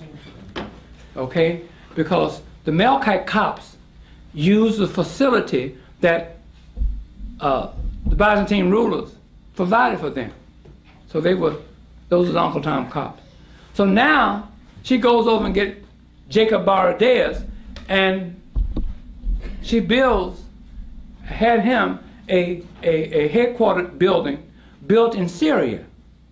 Today, you know what that building is called? The Jacobite Church. The Jacobite Church, named after Jacob Baradaeus. See? It's all history. And they began to evangelize among the Europeans over there, thus causing them, and they are known in history as the Arabs. See, those are your first Arabs, you see? But let me get back to Philippicus. This is great here. Philippicus, now, the argument was always over the human nature of this thing here, right? So now, Philippicus did something. See, they were usurping each of those Byzantine, European white men. They were usurping each other so bad and so fast that you didn't know who the ruler was. You may wake up in the morning, maybe Henry Jones. The next day it means Thomas Johnson. You see? So Philippicus came along and had his picture painted and put out all over Constantinople. Say, I'm the new ruler. And all throughout the Byzantine Empire. Now what happens to a picture? When you look at a picture, the old adage says what now? A picture is worth over 1,000 words, right? So when they look at a picture of a man, you think that the image or the icon that's drawn as a man is a man, right? Okay? The bright idea was thought up by the patriarch Gregory of the Hagia Sophia. Said now we can paint Christ's picture like that. Ah, you see that? And we can show that Christ has a human nature. You see that? So when you see this picture of this thing here, you said that's a man, right? That was caused by Philippicus. He didn't do that on purpose. But this Coptic African brother, who was the patriarch of the Hagia Sophia, said, hi, we can do this by painting Christ's picture. And show that Christ was a man. You see that? To show that Christ has a human nature. The argument is still going on whether this image had a human nature or not between the monophysites and the diphysitic. You see that? Today? No, not today. I'm talking about then. Okay, I'm showing you the progression of history, how this thing came about to be what it is today. That's what I'm explaining. Now, when Philippicus was in power from 711 to 717, and then Leo III came in as the Byzantine ruler. And he came in because his empire was still under argument between the Diophysites and the Monophysites. He said, we're going to cut this out. So he had two African brothers to write up a decree. Constantine the Black and another brother wrote up a decree known today in history as iconoclasm. Iconoclasm means the breaking of images. In other words, we're going to break this image. We're going to destroy that image. So Leo had all those images taken down that this Gregory had commissioned to be painted, to put around Constantinople. Because Gregory had no authority to do that, right? Because he didn't have the ecclesiastical authority, was in the hands of the Byzantine ruler, not him. So he had no authority to do that. Leo was mad as hell. And they took all those images down and brought together a dogmatic decree written by these African brothers called iconoclasm, the breaking of images. That's what it means. Okay? Now, that was to appease the monophysites. You know, you're all cool down, everything's cool. In the meantime, let's move a little further after Leo III. After the death of Leo III, his son took power, Leo IV. And he had a wife by the name of Irene. Not the one on the record said, "Good night, Irene." Not that one. He had another Irene. This is Irene of history. Guess what Irene did? Because there were certain men in the Byzantine government who did not like what Leo did with iconoclasm. Okay? And they got together with Irene and said, "We'll make you the head of the government." And guess what she had to do? She had her husband killed in order for her to have that power. And they had a 10-year-old son, and the power was supposed to went to the 10-year-old son. The 10-year-old son can't rule no government, so she took it over. She became known in history as the Empress Irene. And guess what she did? She called the Council of Nicaea II to come about. You ever heard of the Council of Nicaea II? See, you don't hear nothing about. You hear about one, but you don't hear about two. Now we're going to talk about two. It is called the Iconoclasm Council meeting, 787. See? It's in my book, Historical Origin of Islam. 787. She called that council meeting to be. Okay? So called the Council of Nicaea II. And in that council meeting, she had her stooges on staff with her to write up dogmatic decrees against iconoclasm, in favor of iconoclasm. You see that? This is what she did. And long story short, in those decrees, those decrees was written to give and make this Christ God now. This is where Christ became God. At the Council of Nicaea II. And guess what else they created there? They created saints. In other words, if you want to talk to God, you got to go through saints. Now, see, all this is history. See how you see all saint this and saint that? It's not that easy. It didn't come about like that. You got to go back in history. The angels. These were the saints, the angels, and so forth. You got to. They was used as intermediators between you, the human being. If you want to get to Christ, give Christ a message so you can get a blessing. Pray. You got right. Oh, you got smart. See? So now, this is what they did at this council meeting. You see that? So now, after Irene went out,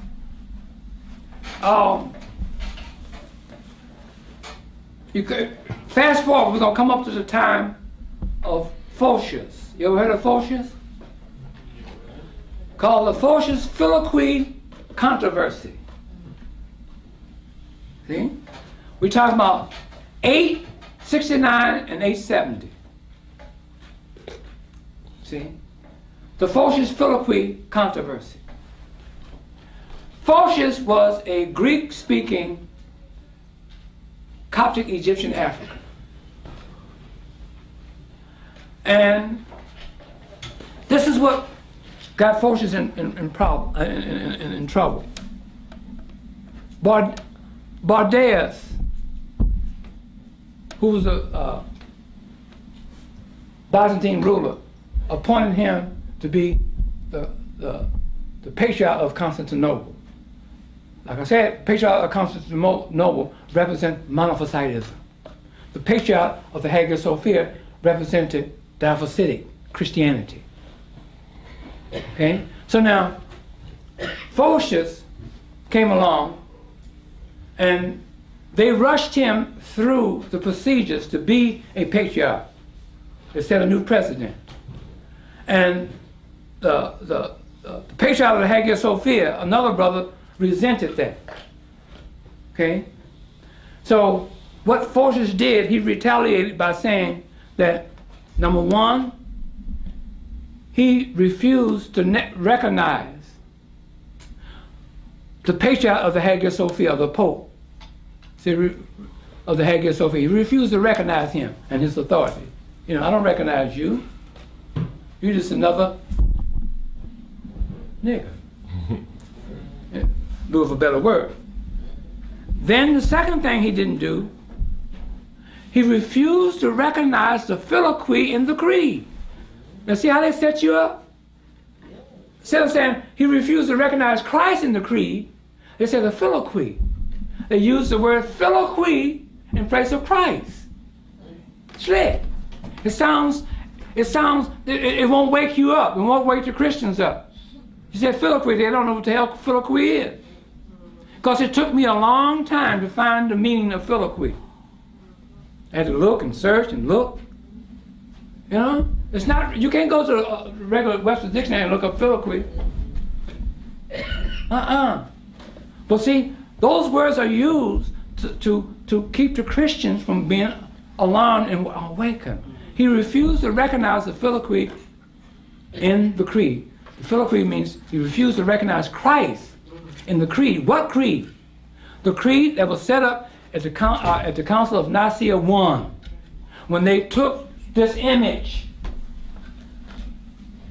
of Serapis and inserted it in the creed and made it part of the Nicene Coptic Egyptian creed of Osiris, Isis, and Horus, the S-U-N. He refused to recognize it. Still arguing now. This is 869 and 870. Argument still going on. From 320 BC all the way up until, now you opened over 800 years of argument over whether this thing had a human nature or not. You see that? You see? So, and then the third thing he refused to do, he refused to practice celibacy. He said, I'm not going to practice no celibacy, man. All these fine chicks around me. You think I'm a damn fool? No, sir.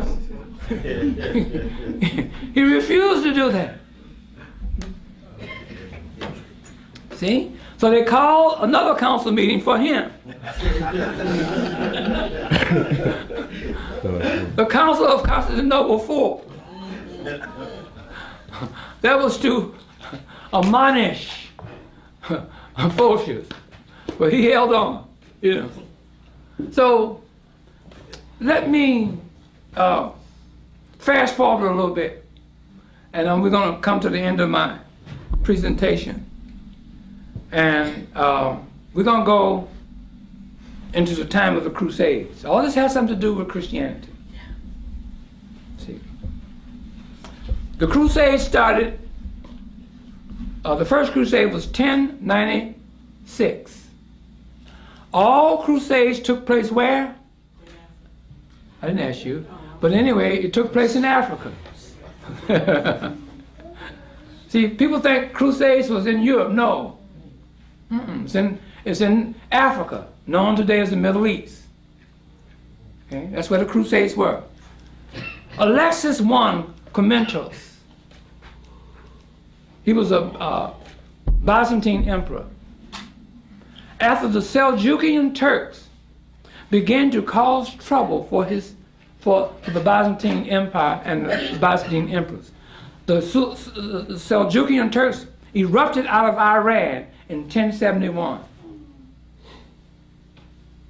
Okay, ACE. And they began to disrupt the rhythm and the power of the Byzantine emperors and that Byzantine Empire. So what they did, see, those Seljukian Turks was fierce fighters, and they would call these Byzantine rulers would call to Europe for European mercenaries to come in to help them fight the Seljukian Turks. So this is what caused the crusade to come about. And when he called for help to the west, to send troops over there to save, now this is what traditional history said, to save Christendom. Damn lie. Those crusaders was not coming over there. He wanted them to come over there to save his empire. Not no Christianity. And those crusaders came over there not to save his empire either. They came over there looking for land that they can take and claim their own. Right. Okay? So, in 1096, you had Peter the Hermit. You ever heard of Peter the Hermit? And Walter the Penniless. Peter the Hermit came out of France. Walter the Penniless came out of Italy. They came over there, supposedly. By the time they got over there, they had been intercepted by so many different factions that they came over there with a little ragged group of men. Okay? But in the meantime, the rich barons began to send troops over there, men over there, armies over there. Why did the rich barons want to go over there in that land? To get land for themselves. See? And these Byzantine rulers gonna get these men, the head of the armies that came over there, say, now, when you confiscate some land and defeat these Turks, you give it back to me. Now, here and say, oh yeah, we're gonna do that. Shh, like hell. So what happened? Solomon Bar Isaac called Rashid, the man that formulated the protocols for Judaism and for the conduct of the rich barons. Okay? Sent an army over there under the leadership of Godfrey of Debulian and his brother Baldwin. They came out of the north of France. And then another another rich baron sent Raymond with another army from Toulouse, all coming out of France, out of the southern part of France, Toulouse, France. And then another army was led by and commanded by Stephen of Blois, B-O-L-I-S, Blois, France. And then you had Bohemond coming out of Italy. Those are the four baron armies coming into and during the time of the Crusades. Okay? Into Northeast Africa, into Turkey, and the surrounding areas. See that? They didn't come over there to save no Christendom. They didn't come over there to save no land and defeat the Turks and give back the land to the Byzantine rulers. No, no, no. Okay? So what they did, they came over there and those Turks defeated them. All of those armies, except for Godfrey and his army that was sent in there by Solomon Bar Isaac called Rashid. When you study the historical origin of Judaism, they'll tell you that Rashid is in all Jewish studies. Okay, that's what they tell you. Okay. Now, what in the army of Godfrey were Christian soldiers. Godfrey himself was a Christian. Is that correct, Annetta? The emblem of Godfrey was a red cross with 4 other red crosses in that big red cross. He had a big red cross like that, right? And you had a little cross here, a little cross there, and a little cross here, and a little cross there. That's called the equestrian cross. Okay? Went on to be what? The emblem of the Red Cross that we have today. In his army, you had these Christian soldiers, right? They came over and they seized Jerusalem in 1099. And they built themselves a walled city around Jerusalem. You see that? And they lived inside of the walled city. But they paid their way to stay there. So the Turks would not bother them.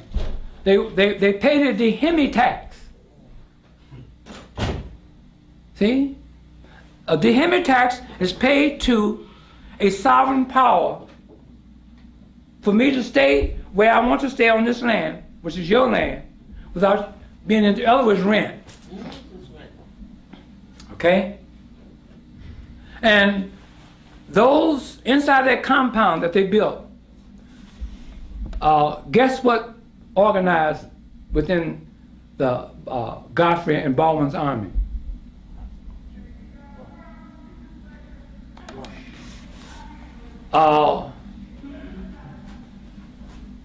They began to organize for the very first time. Another. For the very first time, they began to organize. They're known in history as. You asking me? Yes. Please, sweetheart. Okay, the Knights Templar. The Knights Templar. The Knights Templars came into being. They came over in 1099 in Jerusalem. And in 1118, they organized themselves and began to call themselves the Knights Templars.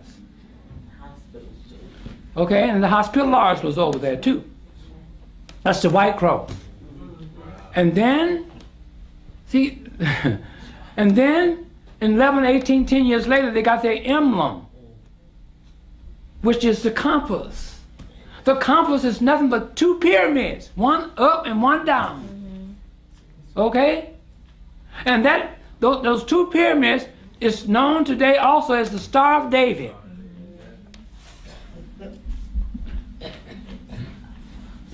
Star of David. Okay? One up and one down. Coming from the Knights Templars. They also went on to become the first Freemason group on earth. Scottish Rites. Okay? This is all history. They paid their way over there. They paid their way to stay there. Okay?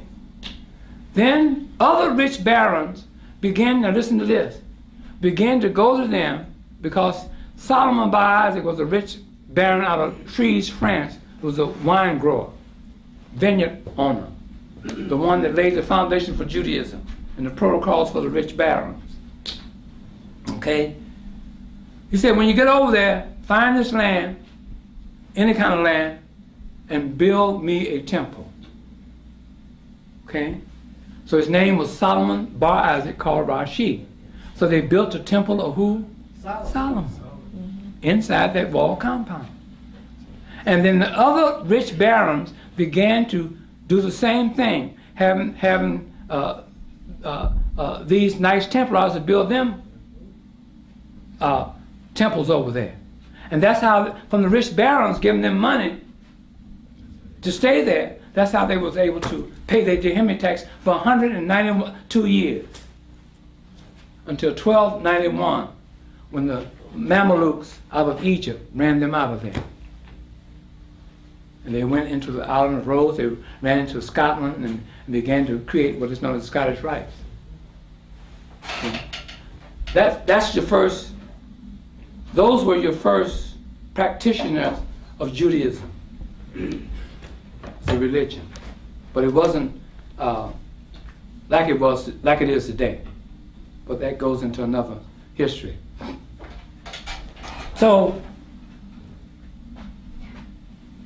then you go into still with these crusaders coming over there, fighting. It's all in my book. I wrote it down. And I brought you up to where the Byzantine emperors was segregated and only allowed to operate within the double-walled city of Constantinople until Mohammed II came along in 1453 and took a cannon and blew a hole in the side of the city of Constantinople and entered there and took over the Hagia Sophia and made it into a mosque. That's the Hagia Sophia. And before that, John VIII, I told you,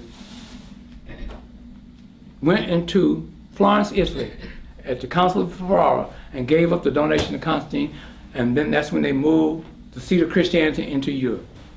And the rest is history. So with that, I'm going to close my lecture out. And if you have any questions, I'll take a few quick questions. We won't linger long. And then, you know, we can end my lecture that way. You got to give me an applause. And then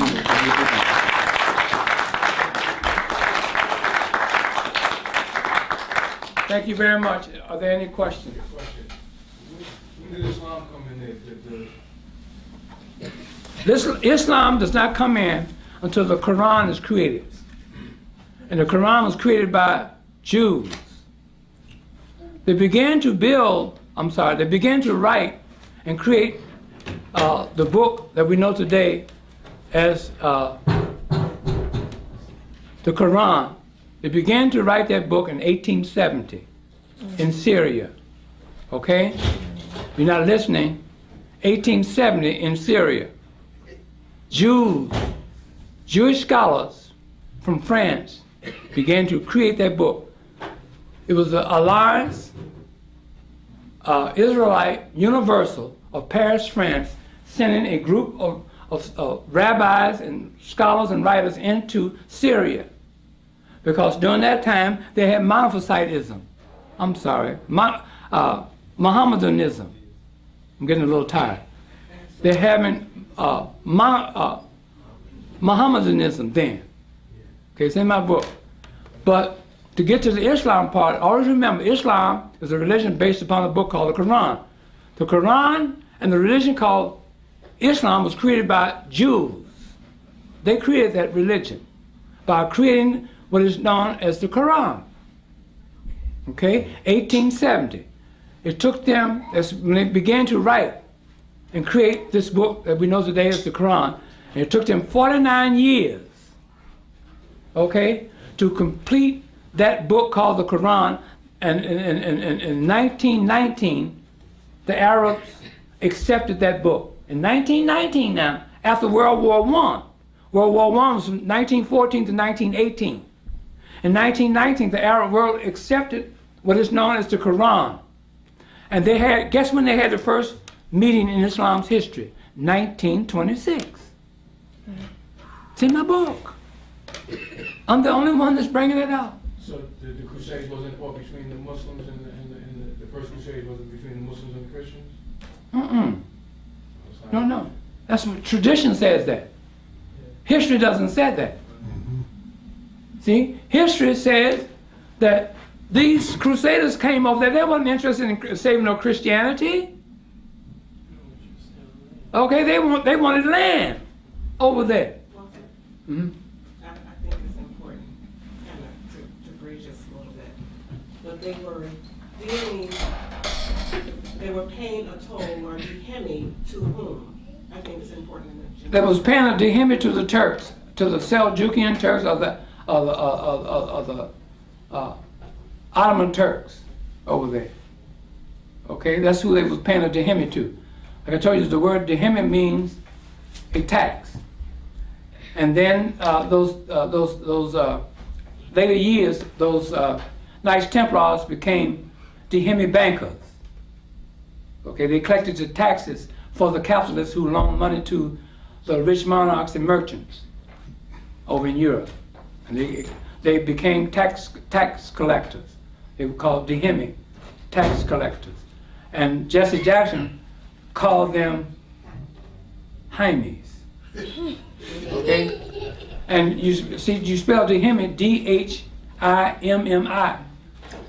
Okay? If you take the D away, and you put, in place of the I, you put Y in there, still I and Y is the same, interchangeable. You got Hymen. Okay? So, that's how the Quran came about. Without the Quran, you have no Islam. And the Jews wrote the Quran and created the religion called Islam by creating the Quran. And that Quran, it took them 49 years to complete and accepted by the Arab world in 1919 in Cairo, Egypt. Those Jewish writers and scholars were sent over there by the Alliance Universal of Paris, France, sent them over there to do that. Okay? And the first meeting in Islam's history was 1926. The components of the boy, I'm sleepy too.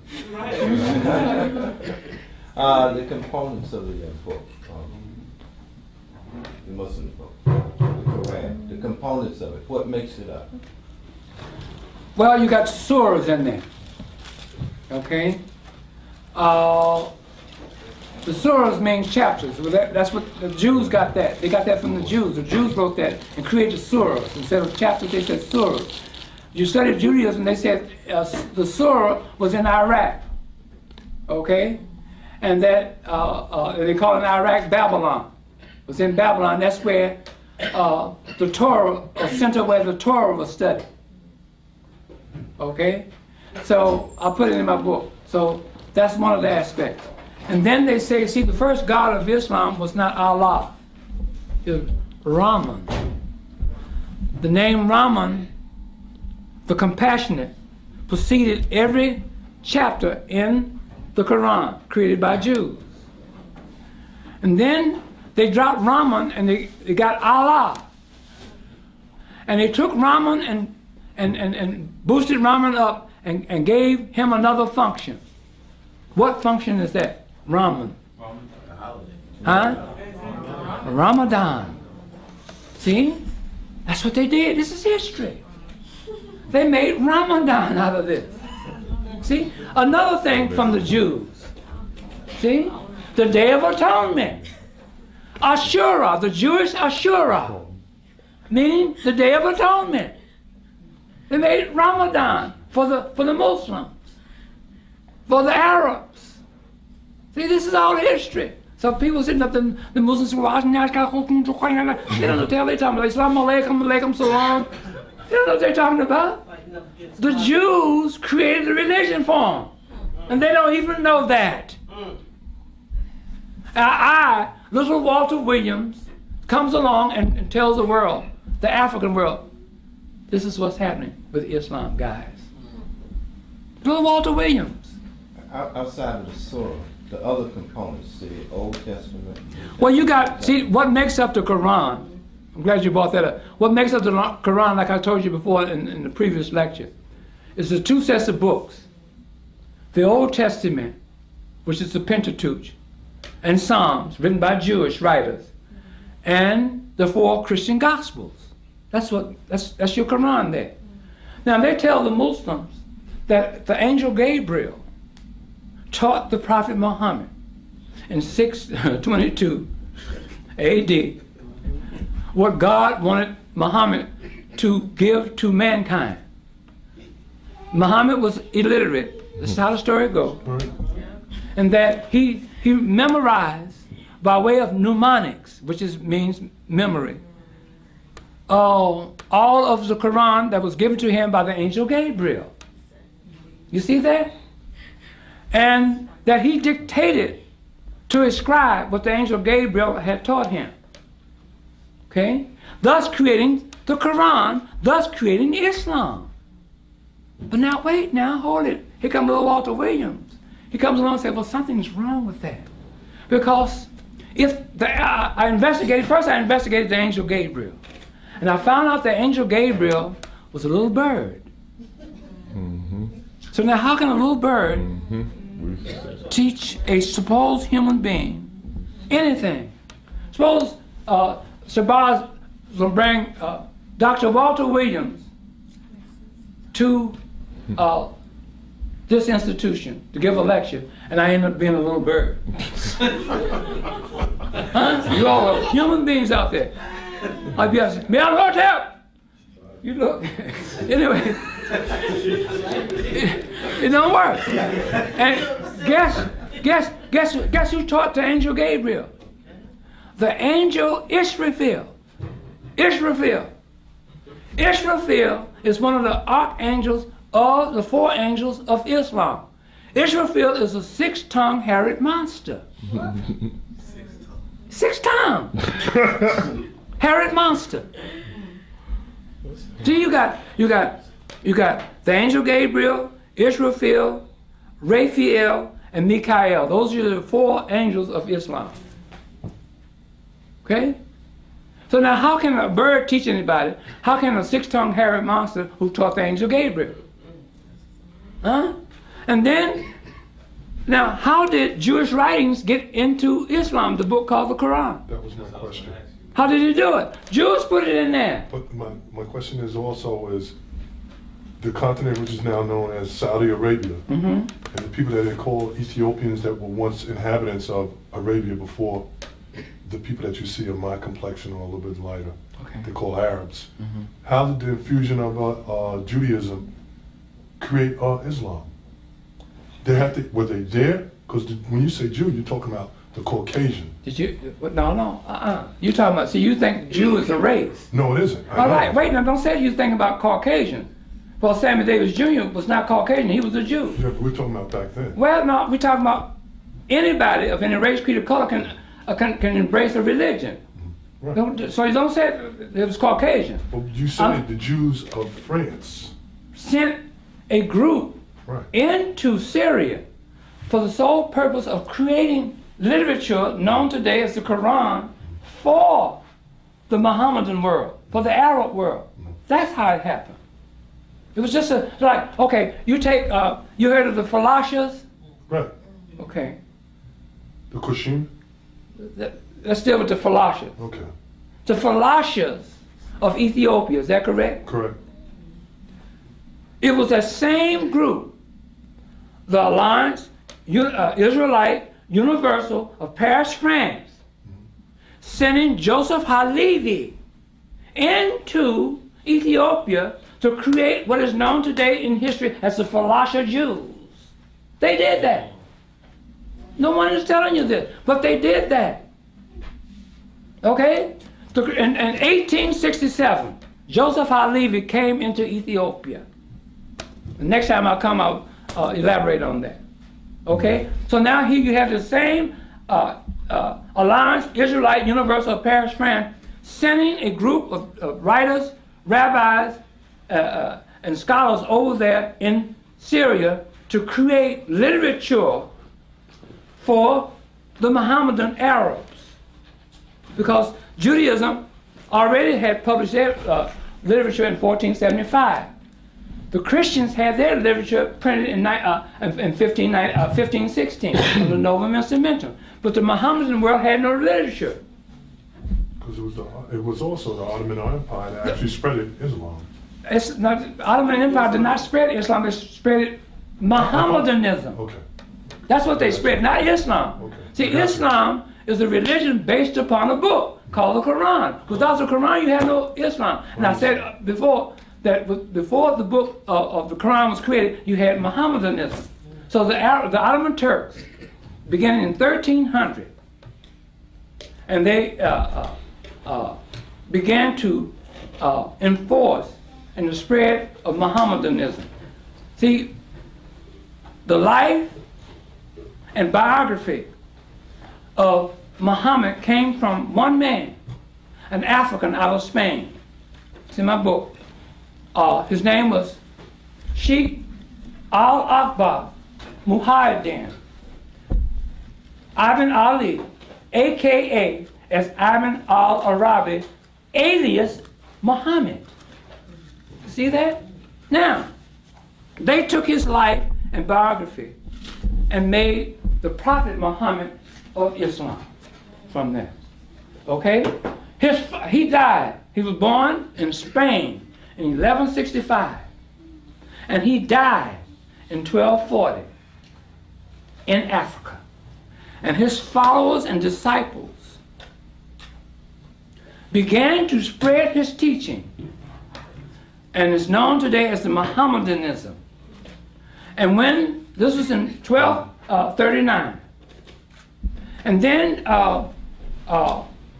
61 years later, the Ottoman Turk and the Ottoman Empire came up, 1300, and they took this Mohammedanism theology that the disciples and the followers of Ibn al-Arabi had been teaching, and they began to enforce that throughout the Ottoman Empire, all over North Africa, all into Egypt. They went up into the Balkans, that's part of the Ottoman Empire. They went into southern Russia, all up into the parts of Russia and so forth, enforcing Mohammedanism. They said, they walk up to an individual, they say, Muhammad or die. They took a big sword. Now you want to embrace Muhammad, huh? Or do you want to die? This is how they did it. See, had nothing to do with Islam. Islam wasn't there. Islam is a religion based upon a book called the Quran. Without the book called the Quran, you have no Islam. That religion was created by Jews. But the Muslim world, they don't know that. If you go and get a book, an encyclopedia called the Shorter Encyclopedia of Islam, on page 390, it's in my book, they'll tell you in the Shorter Encyclopedia of Islam, there's no biography in existence for the Muhammad. Then it goes on to say on that same page that they have no historical data for a Muhammad being in Mecca. They tell you that. So without Muhammad in Mecca, see, Muhammad is just like Moses. Moses has to be in a basket floating down the Nile River in order for that to be a Moses and the Pharaoh's daughter, and you know the story. In order for that to be a Muhammad, he has to be born in Mecca. That's tradition is telling you that. But Islam, in the Shorter Encyclopedia of Islam, says there's no data for that. They don't have no record of that, no Muhammad being in Mecca. You see? So you have to use history in order for you to get out of this confusion. See? So I'm the person to come along, little Walter Williams, out of Chicago, okay? Don't have no degrees, okay? I don't have no degree. I have a high school diploma. But we know where I got my doctorship from? You all. I got it from my African community. I don't want no white folks to give me a doctor's degree. Huh? My African community says that I am Dr. Walter Williams. You see that? See? So that's you see, but I had to do all this study to come and bring you this information. See? I had to do that. I'm constantly, see, I study every day. If I'm not going to rest on my laurels. I'm not going to do that. If I do, it's over for Walter Williams. I got to keep going. I study all the time. See? I got to keep my mind going.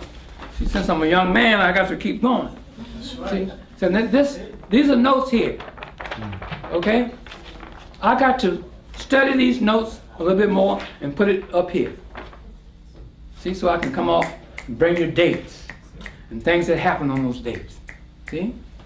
That's what you need. That's what we need. That's what Dr. John Henry Clark said.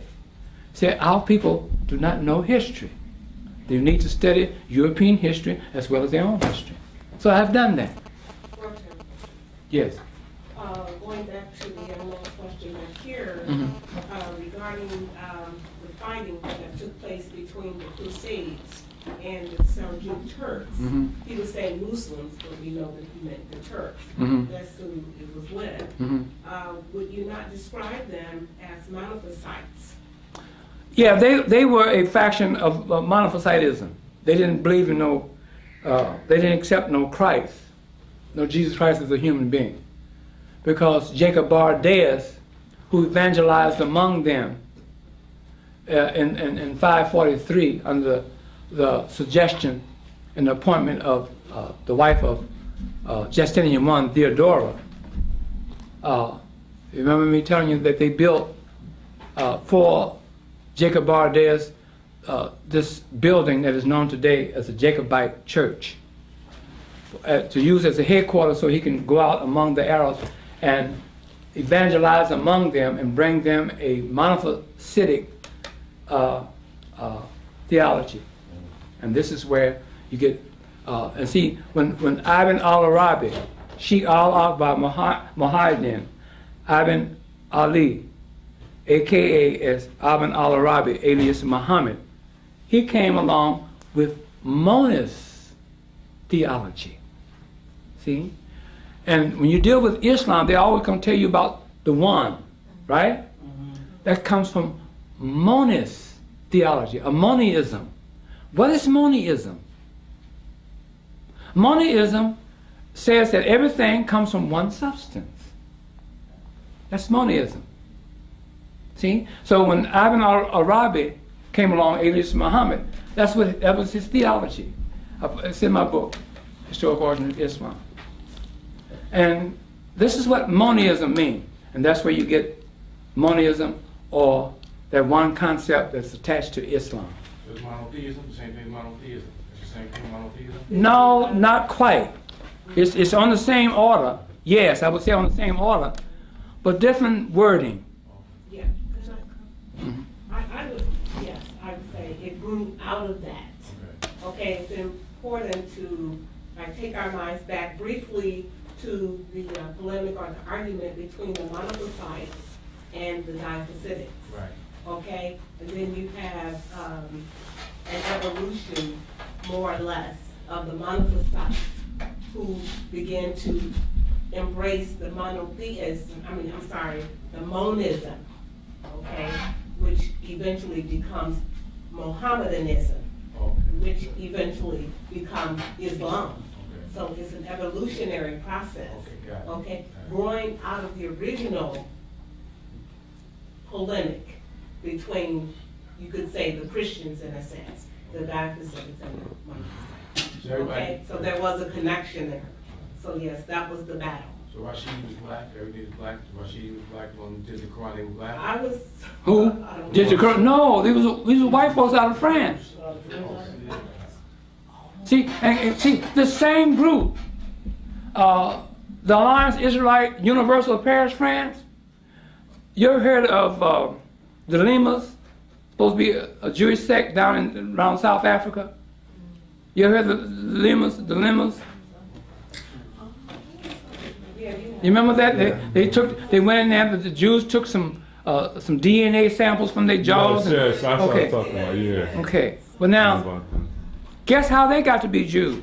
That same group, Alliance Israelite Universal of Paris, France, sent Karl Marx down in 1891 to create this. Like they sent Joseph Halevi into Ethiopia to create what is known as the Falashas. Wow. So no one is telling you this, but little Walter Williams. You see that? This is what's happening. Yes. Would this be a correct statement that the polemic really did not stop until we got Mohammedanism between the diaphysitics and the monophysites? Would that be a correct statement? I would say yes. Okay, so you get it. Okay. All right, need I say more? Okay. When you got that definite split, okay, that's where the polemic stopped. 921 years You ended later. up with the Christians, and you ended up eventually with the Muslims. You had the Monophysites in there. Okay, so the Monophysites became your Muslims later. Okay, so you got it? Great. So it grew out of Christianity. Okay? So that's why the connection, and that's where the book goes. That's why the historical origin of Islam is a continuation, actually, of the historical origin of Christianity. That's the evolution. Wow. See, this is it. We're not talking about no theology. Let us pray. Islam alaikum. And all that. We're not talking about that. We're talking about human history. What happened in human history? What happened to our ancestors in human history? This is what happened to our ancestors. This is pertaining to us. See? So we have to learn history to break all this up. For you to understand who you are, what happened to our ancestors, and do something about it. And not be fooled anymore. Because when you embrace a religion, guess what a religion will do? Take your life away from you. It will steal your life. Because that religion is not telling you who you are and what you was born with. It's telling you to take all of your life spirituality and give it to the religion. So that's stealing your life, isn't it? Then all religions will do what? They will lie to you and deceive you. Because they tell you about a dead white man on the cross living on earth as Jesus the Christ. And tell you about a faceless white man riding on a camel, talking about the Prophet Muhammad. They're talking about Abraham, Isaac, Jacob, and Moses, which the Jews are saying never existed. They're saying it themselves. Which is, yes, The young man is gone now. You said you would add another side effect? Yes. Inferiority complex? Inferiority complex. I got to add that. These religions will give you an inferiority complex. You will feel inferior because you as a human being cannot live up to your Savior. You see? You cannot live up to the God of these religions. See, all religions have a God. Christianity has a dead white man on the cross called Christ. Islam has Allah. Judaism has Yahweh and Jehovah. Buddhism has this fat dude with titties and a diaper called Buddha. Huh? See? All male. Okay? See? So therefore, you cannot live up to these. The Christianity said that all of you, people of humanity, are dirty rags. Mm-hmm. See, so therefore, you feel bad. I can't live. In order for me to feel good, I got to embrace this dead white man on the cross and be a Christian. See? But you're practicing inferiority coming from these religions. You're inferior. Did you want to add something to that? I had a child who was helping to bring out this point. The couple and the two children sitting back here. And he was responding to the picture of the little boy with the Christ image looking down over him. And he was simply saying that puts folks of color in an inferior position. You got this white God looming over you.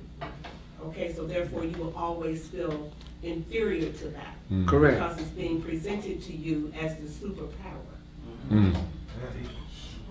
There's something? You accept this thing, take it into your consciousness, into your subconscious mind. It superimposes on you and make you inferior. Because you know that your God and your Savior is a European image. Not an image of you or any member of your family. So it makes you feel inferior. This is what Arnetta was saying, this is what the man was saying. That's true. Absolutely true. So, Mr. Williams, so the significance of these religions is actually to strip us of our divine spirituality and knowledge of inner self or something like that? That's what it is. That's what it's designed for. Yes, sir. And that's how they control you. See? They can't control you with an individual, independent mind. They can't control you that way. So once you begin to step out of that, and you start to seeking, actual historical facts, then there's a problem. No, it's not. No, I'm saying you would oppose a problem To who? those in the authority of those religions who control those religions. No, listen. You don't have to tell you don't question God and Well, don't be around them to tell you that. No, I know. I'm And when you not, divest your, I'm just yeah. But when you divest yourself away from that, you don't have that to worry about anymore. See, like a brother in L.A., I was giving a lecture last year in L.A., and he told me, he said, during the question and answer, he said, we should go and pick up arms and kill the white man. I said, are you crazy fool? Crazy. I said, here we don't even own a hairpin factory. You know what I'm saying to me? You know? He said, well, what can I do? I said, what can we do? I said, all you have to do is change your mind. No one control what you're thinking up here. Just like the Arab in your neighbor got a store, right? If you don't want that Arab there, you don't go to his store. He's going to close it down anyway. You change your mind, say, I'm not going to the Arab store. If everybody unified and said we don't go to the Arab store, the Arab's got to close his door. And there's nothing you can do. He can't come around and shoot you because you didn't come to the store. So you change your mind. That's all you have to do. Change your mind. Say, I'm not going to be a Christian anymore. Go to Reverend Chicken Wings Church and turn in your cross and this dead white man and say, and here's your Bible and here's your God. I don't want this anymore in my life. I'm getting all this trash out of my life. I'm taking back my life. This is what you have to do. Take back your life. That's how they control the world. What made these Coptic Africans put all of this stuff in place with these Europeans? Because the European is still a European back then, like he is a European today. Right. Okay? You have what make Condoleezza Rice go with the regime of George Bush? What make Colin Powell and Clarence Thomas favors, power, the little crumbs that they can get from being associated with them and being their stooges. That's all that is. But it was obvious that the Europeans are coming to them and they weren't accepting them into their secret society. That's correct. The Coptic Africans. Right. Then the powers was with the Africans. So I don't. You understand what I'm saying? The power was with the Africans. The grassroots didn't accept that. That's what the argument was over for 921 years. The grassroots didn't accept this white image of Serapis or Christ. But the Greeks found a group that went along with them, like Armstrong Williams, went along with George Bush. And other Negro preachers went along with the faith-based program. Okay? So you have that. That's for personal reasons and personal gains and so forth and so on. That's all that is. But I don't understand what the Coptic Africans stood to gain. What was the actual trade-off? If the power was with the Coptic Africans and the Europeans had to actually come to them to legitimize their thing, what was the gain of the Coptic Africans? That's what I. But here's what you have to understand: the power was with the Greeks and the Romans. They ruled Egypt. Okay, that they had the power, but they did not have the power to create a religion. They didn't know how to do that. So they went to you, this African, and made him an offer that he could not refuse. Okay? Say, hey, you can ride around in a Cadillac. Your wife can have mink coats. You can live in fine homes. All that, you just come on with me. Okay? We leave those rest of those Negroes on out there. Let them do what they want to do. See? So that's how it's done. The power was with the Greeks and the Romans. Okay? But to make what the Greeks wanted and get from them, it was in the power of the Africans. And they betrayed that. That's the reason why I said the Melkite Uncle Toms of antiquity. That's the reason why I labeled them there.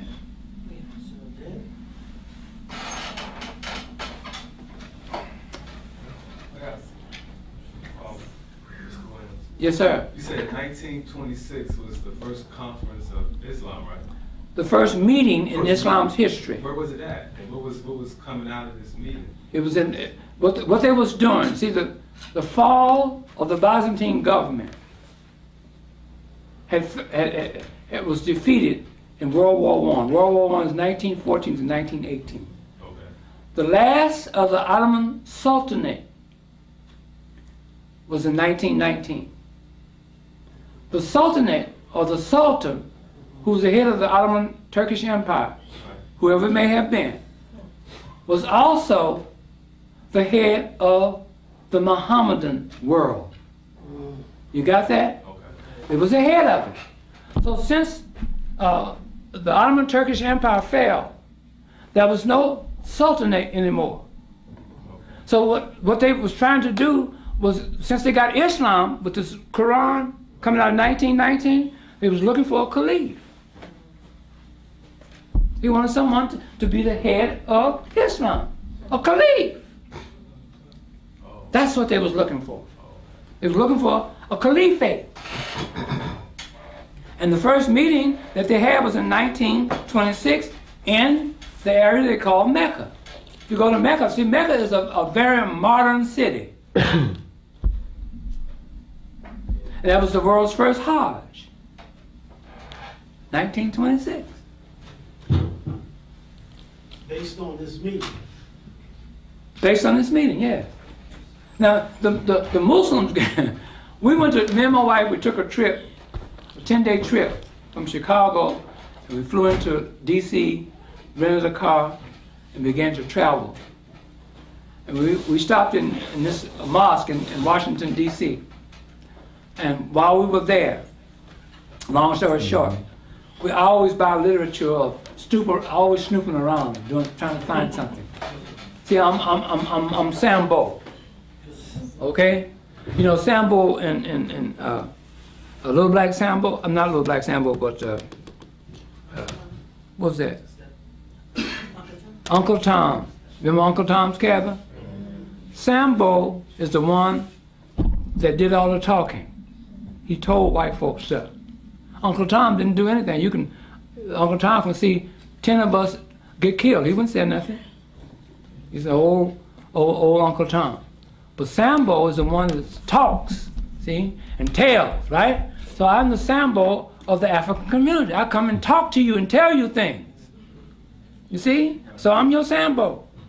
So we was at this mosque, my wife and I, and we wanted to get into the library there to look around the books. So we were sitting out in the open air on a bench, she and I, and all of a sudden, they said that the librarian would be back in about an hour, so we waited.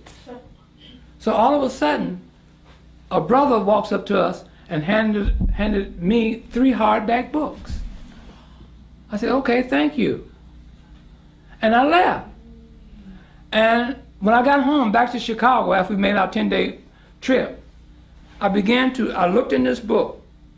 It's called The Sword and the Holy Quran, written by Abdul Aziz, his son, King Saud. That's where Saudi Arabia was named after. And in this book, it had the first meeting in Islam's history. I said, wow!